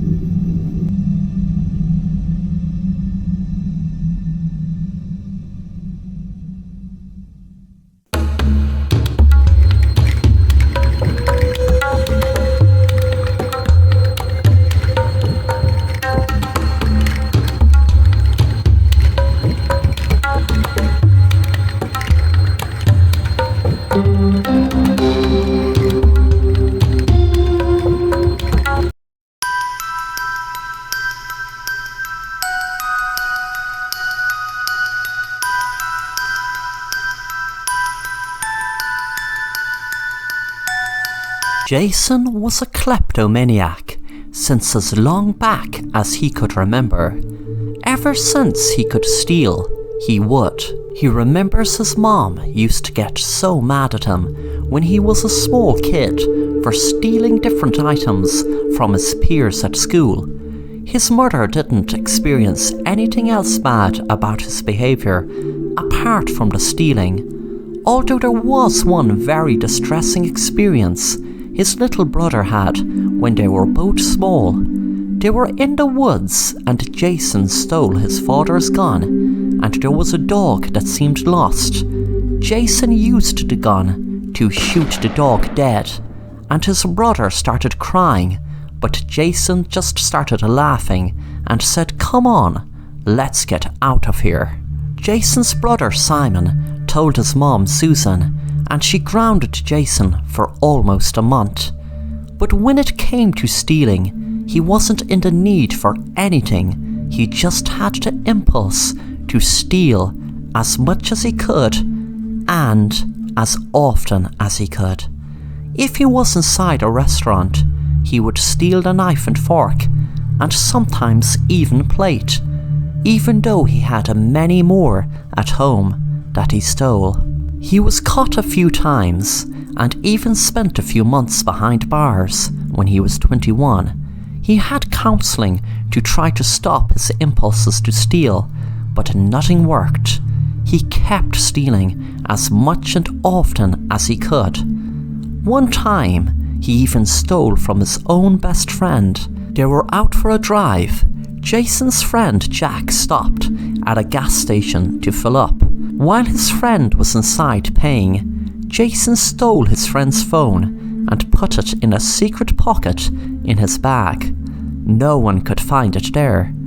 As they were driving up a lonely road, they knew that they were in the back of the Beyonds, and there was no GPS in the car, so they were lost. Jack regretted driving so much out into the outback. Suddenly he was startled as a dog stood right in front of the car. The car swerved and crashed right into a tree. Jason got a flashback of years and years and years before when he shot the dog out in the woods. Jason was knocked unconscious and was in a very bad way. Jack tried to get his phone from where he left it on the car's dashboard, but could not find it. Jason was bleeding very badly and could not speak. Jason knew Jack's phone was in his secret pocket, but he could not manage to get the words out. Jack kept looking for his phone to call 911, knowing the paramedics would have to come in at least 5 or 10 minutes at most, or else he would be gone. He knew it was too late when he saw Jason go pale and the blood began to pour out of him even more. Jason died knowing his stealing finally caught up with him.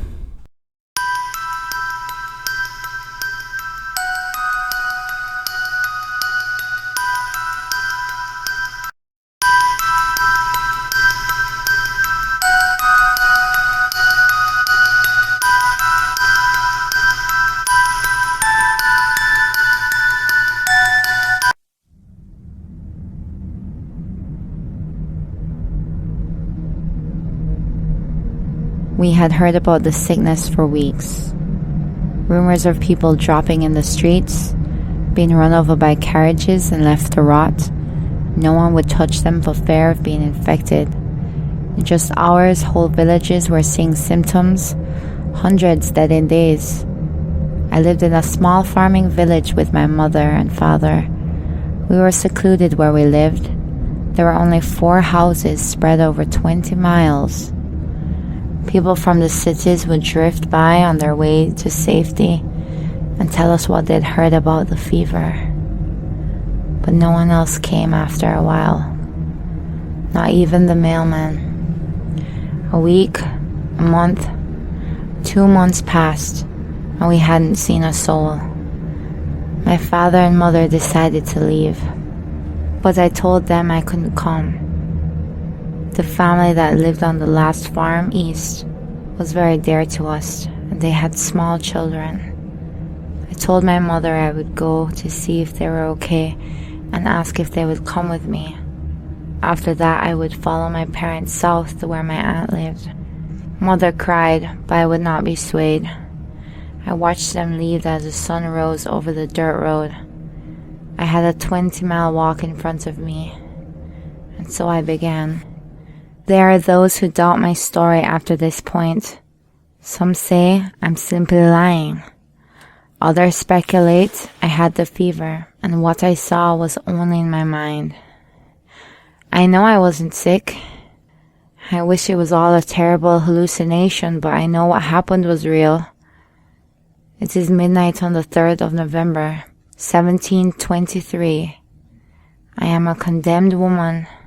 I am scheduled to be hanged in the morning. I have no reasons left to lie. This document will be seen only after I'm dead. Let this be my last testament. As I walked the path, I noticed a distinct silence in the trees. Sounds I had heard all my life were simply gone. And then I heard her. She was coming down the path. A smile arched across her face. She moved lightly, almost skipping. Not a care in the world. A large crimson stain sat dark at the frayed neck of her dress. Blood. "Are you okay, miss?" I asked as she passed by. It wasn't until she was only inches from me that I recognized her. The look in her eyes and that terrible smile made it hard for me to notice at first, but now I could see it was Mrs. Shannon. She lived on the farm closest to ours. She had never been one to smile. She didn't look at me when I talked to her, only continued to sing. I assumed then that she had the illness and her mind was gone. I watched her for a few minutes and then turned and kept going. After about a minute, I looked back. She stood about 100 yards away with her back to me. Her head was turned sideways, listening. I ran the rest of the way. I arrived at the house just as the sun began to set. I knew something was wrong as soon as I laid my eyes on it. There were no cows in the pasture, no goats. I jogged to the front door and knocked. Nothing inside moved. Flies buzzed in the kitchen where dirty dishes sat out exposed. Maggots slithered on the plates, finishing what was left of a week-old dinner. A trail of blood led to the back of the house where the bedrooms were. I moved slowly. The smell was even worse here. Mr. Peters lay on the floor beside the bed. His neck was torn and blood had pooled black beneath him. He'd been dead for days. Something moved in the closet. I hadn't seen the children. I had to check. Though I have to admit at this point I was terrified. I tried to keep quiet as I opened the door. It was the eldest, James. He was cowering in the corner. I took him to his room and gave him some of the water and food I had brought. I asked him what happened. He told me the whole story. A few weeks ago, a drifter had come to town with a fever. Mrs. Shannon let him stay in her barn. He told her it wasn't the illness that made him sick now, but that he had been attacked by a vampire on the road. She thought he was delirious. After he died, she and her husband buried him in the cemetery. A few days later, Mr. Shannon told his wife he had seen the man outside. The drifter said he needed his shoes. They had fallen off while they were transporting his body. After a few moments, the man left. For the next few days, they were plagued by knocks at their door during the night. One of these nights, Mr. Shannon had enough. He went out with his gun and told the man he would shoot him if he didn't go. The man began to laugh hysterically. Mrs. Shannon didn't see what happened, but when morning came, she went out and saw her husband dead on the ground. James told me that a few days prior to my arriving, Mrs. Shannon came asking for help. She said her husband had crawled out of his grave and was trying to get into the house. James's parents turned her away, thinking she was either sick or telling the truth. Either way, they were too scared to open the door. Mrs. Shannon returned not long after. That big grin, those wild eyes. She smelled of rot. She would come in the night, sing songs outside their windows. He told me his 8-year-old sister Elizabeth was the first to die. For reasons no one could understand, she had gone out of bed just before dawn and walked outside. He remembers having dreamt of a girl screaming for help. When he awoke, he realized the sounds were real. They found her a few hours later, sitting against a tree, a few yards into the woods. All the joints in her body had been twisted the wrong way. Before they buried her, his father bound her broken wrists with a rope and salted the earth above her. After a few days of hiding in the house, they ran out of supplies and decided to leave. His mother was killed while trying to gather goats. James and his father took their guns and searched the woods for the vampire, but there was no sign of it. They left her body where it fell and followed the road north. When night came, they found themselves surrounded. They would hear laughter coming from the forest and running feet cutting across the path behind them. James swears he heard his mother calling for him to come into the woods. In a panic, they headed back to the house. His father was briefly attacked along the way, and by the time they got inside, he was just barely breathing. I asked James if he knew who it was that had killed his father, and he told me it was his sister, 6 days after she died. In the end, I decided it didn't matter if it was true or not. James was weak and needed help. There were still usable supplies at my house. We had to leave. It's safer in the day, he told me. He wouldn't budge. He wouldn't let me bury his father either, but at least he let me put the body outside. The silence was still palpable. There were no crickets, not even a gust of wind to make me feel better. It was as if someone had taken our little village and cut it out from the rest of the world.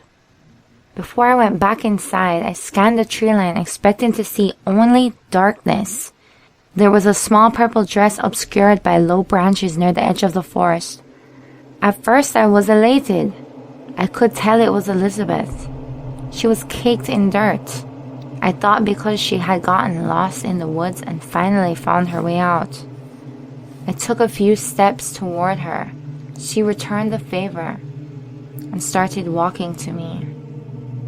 Her bones were all broken. She limped across the road like a puppet on strings. Each step she took would tear a new piece of flesh or crack another bit of bone. With absolute horror, I studied her face. She only smiled and held out her arms to me, wrists still bound. I ran back inside. James and I barricaded ourselves in the back bedroom and waited. I turned the lantern down to just barely a spark. We sat in the dark and listened. We heard his mother calling outside. James, Mommy's waiting. I could see the tears dripping down his cheeks. Elizabeth put her eyes between the cracks in the wood. Don't you miss us, brother? James begged her to leave. She said she would, but first she had to tell him something. He leaned in near the wall and she whispered in his ear. Then she left as promised. James sat without saying a word. He picked up the lantern and raised the flame. I asked if he was okay. He opened the globe and poured the oil down his throat. In seconds, he was covered in flames. I screamed. I wanted to help him, but there was no way. The room was overcome in just moments. I rushed to escape. Smoke filled every inch of the space.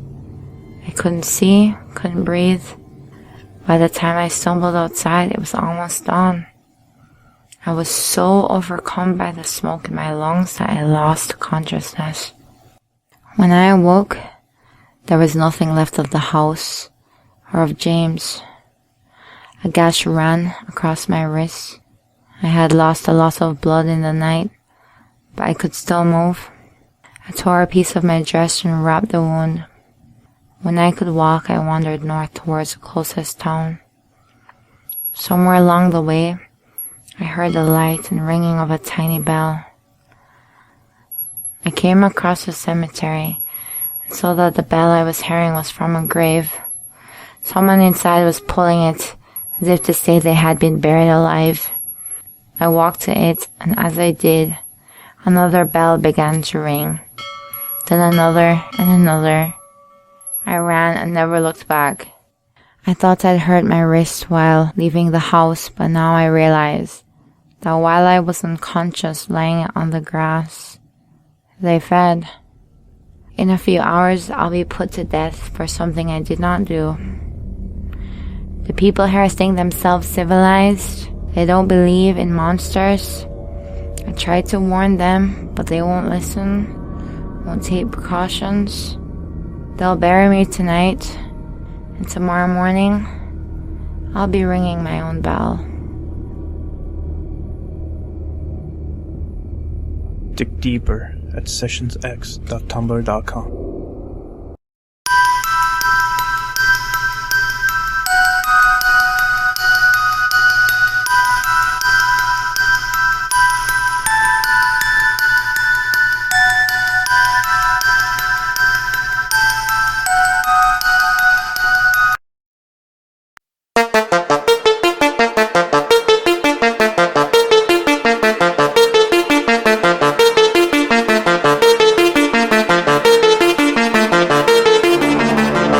Sharon was walking down the street, sure that someone was following her. She didn't dare look behind, as she would rather just walk on and hopefully get to somewhere where there were people around, other than turn around and have someone attack her. It was getting dark, and she saw a train station across the road, so she walked across to it. When she got into the station, thankfully there were other people in the platform, but strangely, she didn't feel any bit safer. She thought about getting on a train, but decided to just wait by a group of people first to gather herself. She assumed it was just her paranoia, but there was something bothering her that she didn't know what it was. People were acting strange, and she had noticed there were police around. She had wondered why there was no train, as she was standing there for a few minutes now. There were lots of people looking down in the track, across a tape that said police line, do not cross. She didn't realise sooner because she seemed to be in a daze, wondering why she was feeling so strange. She wondered what all the people were looking at, and when she walked over and looked down, she screamed with horror as she looked down at herself, dead on the train line. She was screaming and screaming, but no one seemed to take any notice of her. She had then noticed someone had made eye contact with her, and they seemed to notice her. They walked over to her and said, "Did you just realise you're like me, one of the dead?" She spoke on. "Don't worry, it gets better. I watch the news to see where there are local deaths.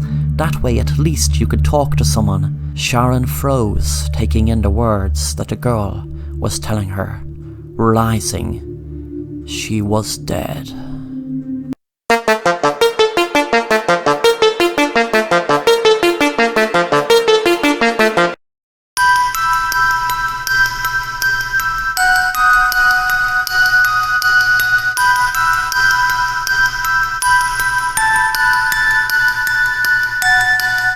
Hello, my name is Martin. It was a sunny day in June. Me and my friends were visiting a local park where there was a very big house and a beautiful garden. The house was open up for visitors to look around, and there was a shop and even a restaurant. I am a huge fan of mazes, but was never in one in real life. I just did them in books and comics or wherever I came across one. The main reason I wanted to visit this park house was because I knew there was a maze there. When me and my friends arrived at the maze, I was so excited, but I felt that excitement drain away when my friends said they weren't going in because they heard a story that one time a boy our age went in there and was never seen again. I told them that it was just a silly urban legend that wasn't true, but they were adamant they weren't going in. I could see the fear in their eyes, and I couldn't understand why. I told them, okay, if you want to spoil the party, that's okay, but I'm going in and enjoying the maze. Besides, if anyone was going missing in there, don't you think we would have heard of a lot more people going missing? I walked in and was amazed at how high the ditches were. I could feel the excitement overcome me. I felt that my friends were missing out so much, but suddenly, after a half an hour walking around there, I felt for the first time a pang of fear, and a few minutes after that, I wish I hadn't gone in. I shouted out loud to my friends, but all I could hear was the echo of my voice fill the air. I suddenly got the weirdest feeling someone was watching me. I panicked, thinking it was the boy who vanished, who my friends were telling me about. I walked around and around and around. I had enough of the maze now. I wanted to get to the exit to get out of it. Suddenly, I heard some shouting, and to my relief, I realized it was my friend Sarah. When I got out of the maze, I acted like I wasn't afraid and said, "That maze is so cool. I was walking around for hours, it seemed like, and I genuinely couldn't find my way out. They must have designed this maze so well." That night I was in my room, but that was when the weirdest thing had happened. I walked out of my room, and when I walked into, which should have been my hall, I was in my room again. I suddenly saw a door in another direction, and once again when I entered it, I was in my room. This kept happening over and over and over. I could not make any sense of it, because I could look back and see my room, and turn around and look in the door and see my room again. I was panicking, thinking of the maze, knowing what was happening to me in there is happening to me right now in my own bedroom. Suddenly I fell over something when I was going through the door. It was a book. I picked it up, and the title read, "The Maze." I opened it up and read the first page, and a shiver ran up my spine. The publishing date was 2020, and the year at the time was 2010. I looked at the writer's name, and it was my best friend Sarah. Then I read, 10 years ago, my friend entered a maze that me and my friend warned him about, and he never was seen again. We had warned him of exactly the same thing happening another boy years ago, who we cannot find out who it is. I stopped reading, then jumped when I heard a voice behind me. I turned around. My dad was staring right in front of me and said, "Son, don't be afraid. That maze gave you a secret magic that will make up for any friends you may never have seen again. You will understand as time goes on. I know, trust me, I was that other boy that went missing."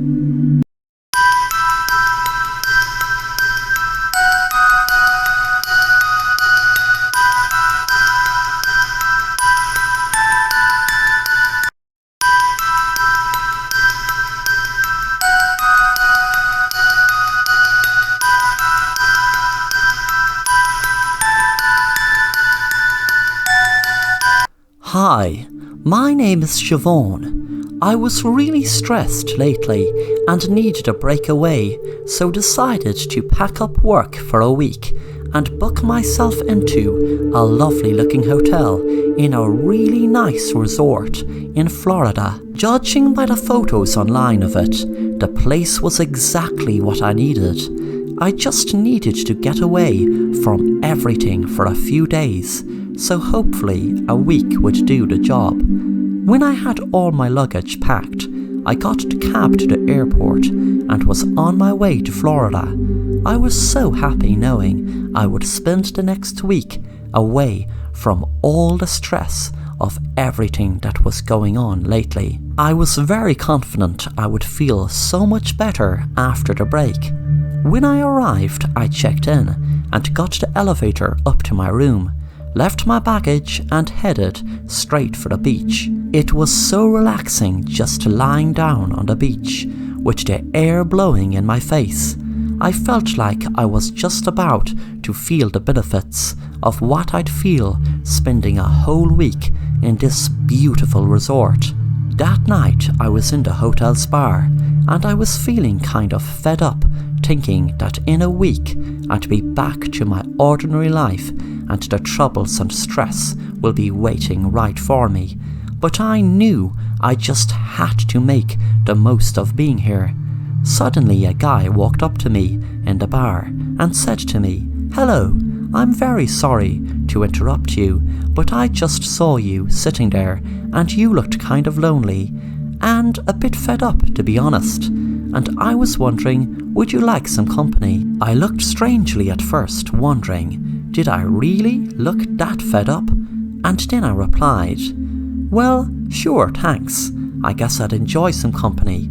The man asked, "So, where are you from?" I told him I was from New York and decided I needed to have a break away from the stress in the Big Apple. He smiled and said, "Do you know something? That makes a lot of sense to me, and trust me, this place is like a paradise. If you like, I can show you around sometime." I smiled and said, "Sure, that sounds like fun." Then the man said, "Oh, by the way, pardon my manners, I didn't even ask your name. My name is Sam. What's yours?" "My name is Siobhan. Nice to meet you, Sam." The next day, I was relaxing on the beach with Sam. He spoke. "To be honest, when I saw you alone and looking kind of down, I had to come and say hello." I looked confused and asked him why. He replied, "A few weeks ago there was this beautiful girl who was sitting by herself in the bar, just like you were, and well, she looked to be upset over something. I was going to introduce myself and ask her would she like company, but I didn't. And well, the next day I found out she was after committing suicide by jumping off her room's balcony. I felt so sorry for the girl and told Sam that there was no way of him knowing she was so upset and was going to commit suicide. That night, me and Sam were in the bar having a few drinks and speaking. I wondered would it be too soon. When we were in my room, we sat on the bed and had another drink. Sam stood up and said to me, "Do you know what I love most about this hotel? The beautiful view from the balcony." We both walked out to the balcony and were admiring the view. I said to him, "It's beautiful." Suddenly Sam put his hand on my back and was about to push me over when I took my taser out of my pocket and tasered him. He jumped back, feeling surprised I was ready for him. Then I said, "That girl you were telling me committed suicide. We both know that she didn't jump." Then I held my phone up and showed him a picture that was taken of him without his knowledge, with text underneath it saying, "Help, call the police, this man is going to kill me." I called the hotel and asked for my friend Lisa, who you pushed, but when they had sadly confirmed to me she had committed suicide, then I had an expert in facial recognition do a background check on you, and boy was I happy to know that you were working in this hotel. I knew the police would let you off, so I have my own idea of justice. Also, thanks so much for letting me know what type of lunatic you are by wanting to push me off the balcony also. But I'd just like to know why. Why would you want to kill an innocent woman after just killing an innocent woman just a few weeks ago? With that, the door was knocked open, and I heard police shout, "Stop, police!" They walked over to me, and they couldn't even see the damn man lying on the ground. I was cursing this hotel's CCTV footage for picking up my face and letting them finally see me when they were looking for me for months. And I was wondering why, because I knew I was on the run, but didn't know why. It was months later I had learned there was no man. I suffer from a condition called dissociative disorder, which means I was the man, but there was never a man, and it was me who killed my friend.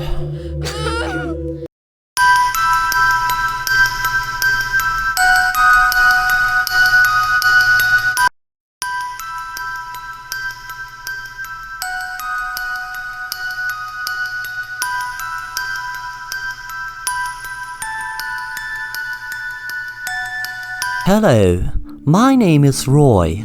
It was a winter's night. Me and 3 other people were invited to spend the night in a room that had a prize for just staying there.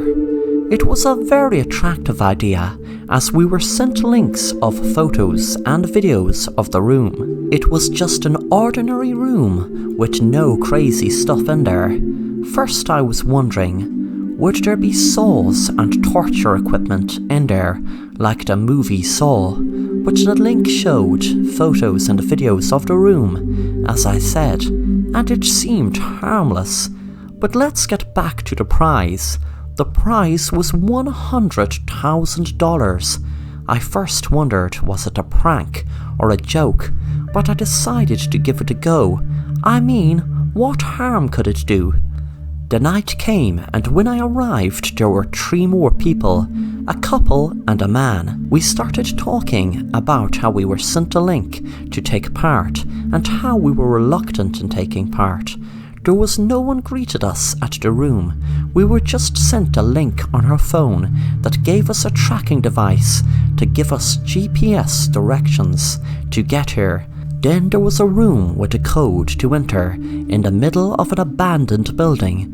It was all really creepy. There didn't seem to be anything in the room, just 4 boxes and 4 TVs on the wall. I was wondering what it was all about. Then suddenly one of the TVs came on, and a person in a hood and mask came on the screen. "Hello there, and welcome to the room. As you know, if ye stay here ye will win $100,000, and that is true, but there are just a few tasks that ye have to do first. There will be 3 of the TVs on the wall changed to a live stream in just under 2 minutes, and then you will see that I will give ye instructions on how ye can win your $100,000. And remember, ye can all win $100,000 each. Just follow simple instructions, and the money is yours." Suddenly, 3 of the other TVs came on, and a couple and a man were in shock when they saw what was on the screen. I could see my wife strapped to a chair, gagged, and the couple started screaming as they saw their 2 kids, a boy and a girl, strapped to a chair and gagged, and a man had been screaming about his wife, which also was strapped to a chair. The man spoke again. Well, I wasn't disappointed with the shocked reaction, but let me explain why ye are watching your loved ones attached to a chair. But before I do, I have a little surprise for you. Suddenly a masked figure walked up to each person in the videos. The man spoke again. What ye are watching is a video of your loved ones, and the people holding a gun to their head are ready to shoot them dead in just under 30 minutes. Unless ye do something very easy, just put the gun to your head and pull the trigger, and yes, the guns I will give ye are loaded. There is a box in front of ye, and your guns will be in there. Just pop in the code trigger happy, and your box will open, and then retrieve your gun. Remember, you have 30 minutes. Also, I'm going to throw ye a lifeline. If ye aren't up to killing yourself, then if you kill another person in the room, then your family will be free. Same as if you kill yourself. Your family will be free, and no harm will fall upon them. It's really easy and exciting, so let's start the game, shall we? We all stared at each other in shock, trying to take in what was happening. The man on his own spoke. "What is this? I can't let my wife die." I said, "Don't do anything stupid." 10 minutes passed and no one shot themselves or each other. But after 15 minutes, the man shouted, "I can't take this anymore," and pointed the gun to the man who was with his wife and shot him. Then he shot the man's wife and then shouted, "I'm not a killer, but they're going to charge me for murder and put me in prison for a crime that I only did out of love for my wife." With that, the man shot himself in his head.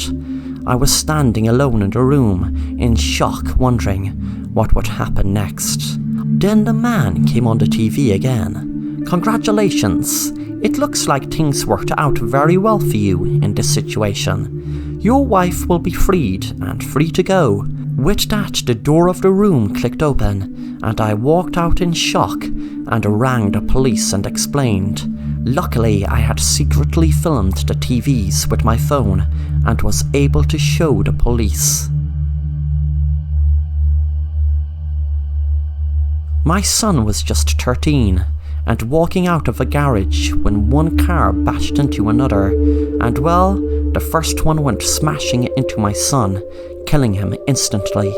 The car sped off, but I had the presence of mind to ask my friend Fred to wipe the CCTV, as I knew if the license plate numbers were given to the police, then the justice they would be served wouldn't in any way equal my justice.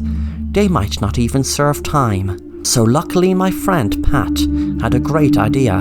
He would use his contacts to get their plates looked up, find out who they were, get them matched to the CCTV to make sure no one would be in the wrong. He had his gun loaded with 2 real bullets to shoot the couple, and the third one for himself, which was a fake bullet, which would blast him with fake blood. Very realistic.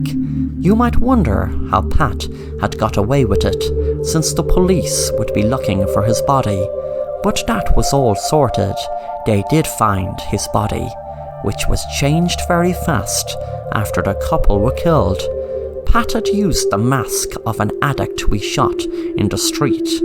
Pat had an amazing skill in creating lifelike prosthetic masks. The hardest thing about it was lifting the addict's body in. It was so heavy from the dead weight. I sat back, really happy with myself, and my wife happy also, knowing that me and Pat and her were the only ones that really knew what really happened in that room. I thought of the police watching the video, thinking they had evidence. That I was a victim traumatized that survived hell. Then I smiled and said to my wife, "It just goes to show, it's not always you can trust what you see." Then what about the gunmen who were holding the guns to the people's heads?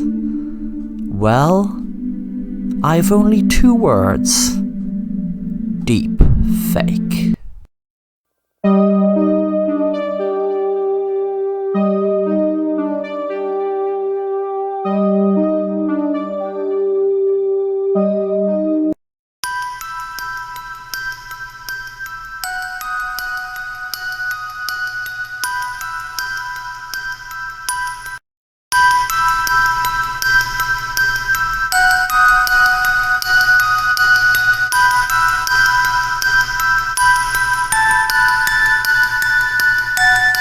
Susie was walking down the road one night in the countryside when she was surprised by hearing a phone box ring. She wondered who would be calling a public phone box, especially in the middle of nowhere.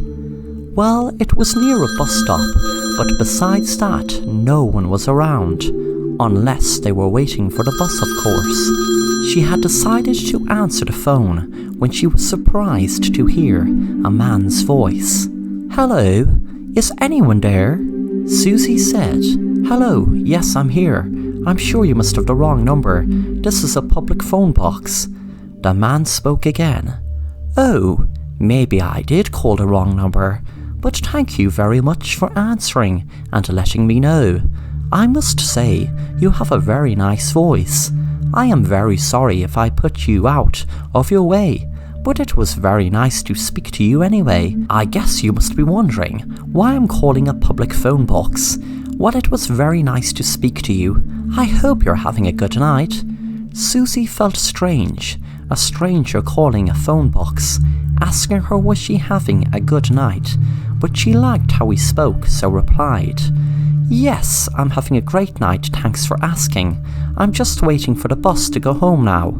The man said, "Oh, I'm very glad to hear you're having a good night. So the public phone box is near a bus stop then, I gather." Susie was enjoying the chat with the man, but realised the bus was coming, so quickly said, "I'm very sorry, I have to go. The bus is coming. It was nice talking to you. Bye."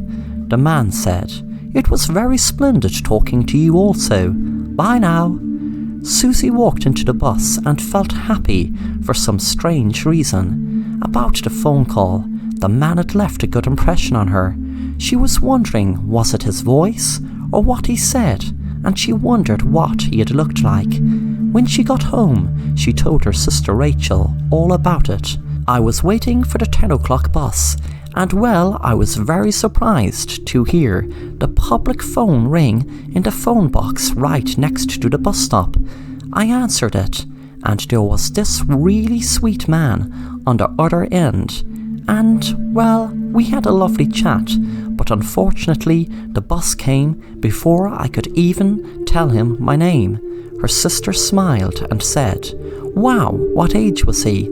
I wonder what he looked like. Maybe he looked like a film star." Susie said, "I'm not sure what age he was, and of course I have no idea what he looked like, but he seemed so sweet." Rachel said, "Are you going to wait at the bus stop again tomorrow night to see if he calls?" How do you expect him to call the same phone box again at the same time? It obviously was a wrong number he dialed. But the next night, Susie made sure to be waiting for the 10 o'clock bus again, and was pleasantly surprised when the phone rang again. She ran into it and answered, "Hello? Hello, Susie. I am very happy that you were waiting for the bus again, and you answered the phone. I was hoping you would. I hope you're happy that I rang this phone again. Are you, Susie?" Susie said, "Well, yes, I kind of enjoyed speaking to you last night." The man said, "Well, that is splendid. Our feelings are mutual then. Tell me, Susie, is there anyone else waiting for the bus? Are you alone?" Susie said, "Yes, I'm alone. This is a very quiet road, you see. Not many people ever wait for this bus." The man said, "Oh, it must be in the middle of the country then, Susie, since not many people catch the bus."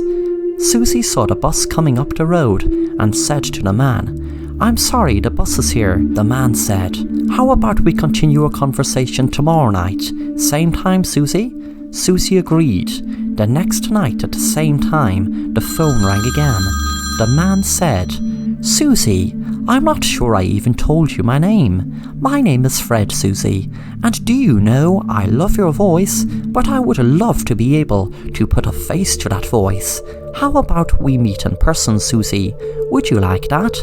Susie thought about it, then quickly said, "Well, yes, if you would like that, sure." She gave him the directions to the phone booth and told him she would meet him at 9:30 tomorrow night. Back at Susie's house, her dad was reading a newspaper article about a serial killer at large in their locality and the surrounding areas of the countryside around their village. He was worried she was out late and was just about to call the police when she had walked in the door. Susie felt a strange feeling. It was like she was in love.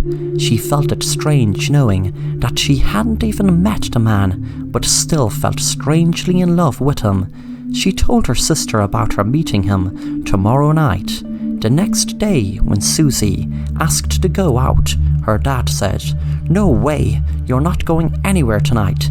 Susie was mad until her sister had an idea that maybe he would allow both girls go to the cinema together. Rachel was going to the cinema while Susie would meet the man. Rachel said to Susie, "Look, Susie, I was thinking about this. Maybe it's a bad idea. You were going to meet this man. I mean, he could be anyone. He could be a madman for all we know." Susie laughed it off and said she would meet him, and was sure he would be a really sweet guy. When Susie was on the bus, she heard a conversation between two people who were talking about a serial killer at large, a man who was targeting young women. Susie felt sick thinking of the stranger she was about to meet. She stayed on the bus and knew she couldn't go home, so she would go back to the cinema and join Rachel. But Rachel was worried about her sister and had already gone to meet her by the phone box. When Rachel was outside the phone box, she had been calling her sister's name, but all she could hear was her own echo. Suddenly a man walked out from the ditch. and said, "Hello, Susie. It is so great to finally meet you." Rachel froze as the man went near her, and she kicked him. The man said, "Oh, now, that's very nasty out of you, Susie. Very nasty indeed, and I have to punish you for that." He dragged her into his car and put her in the boot and shut it.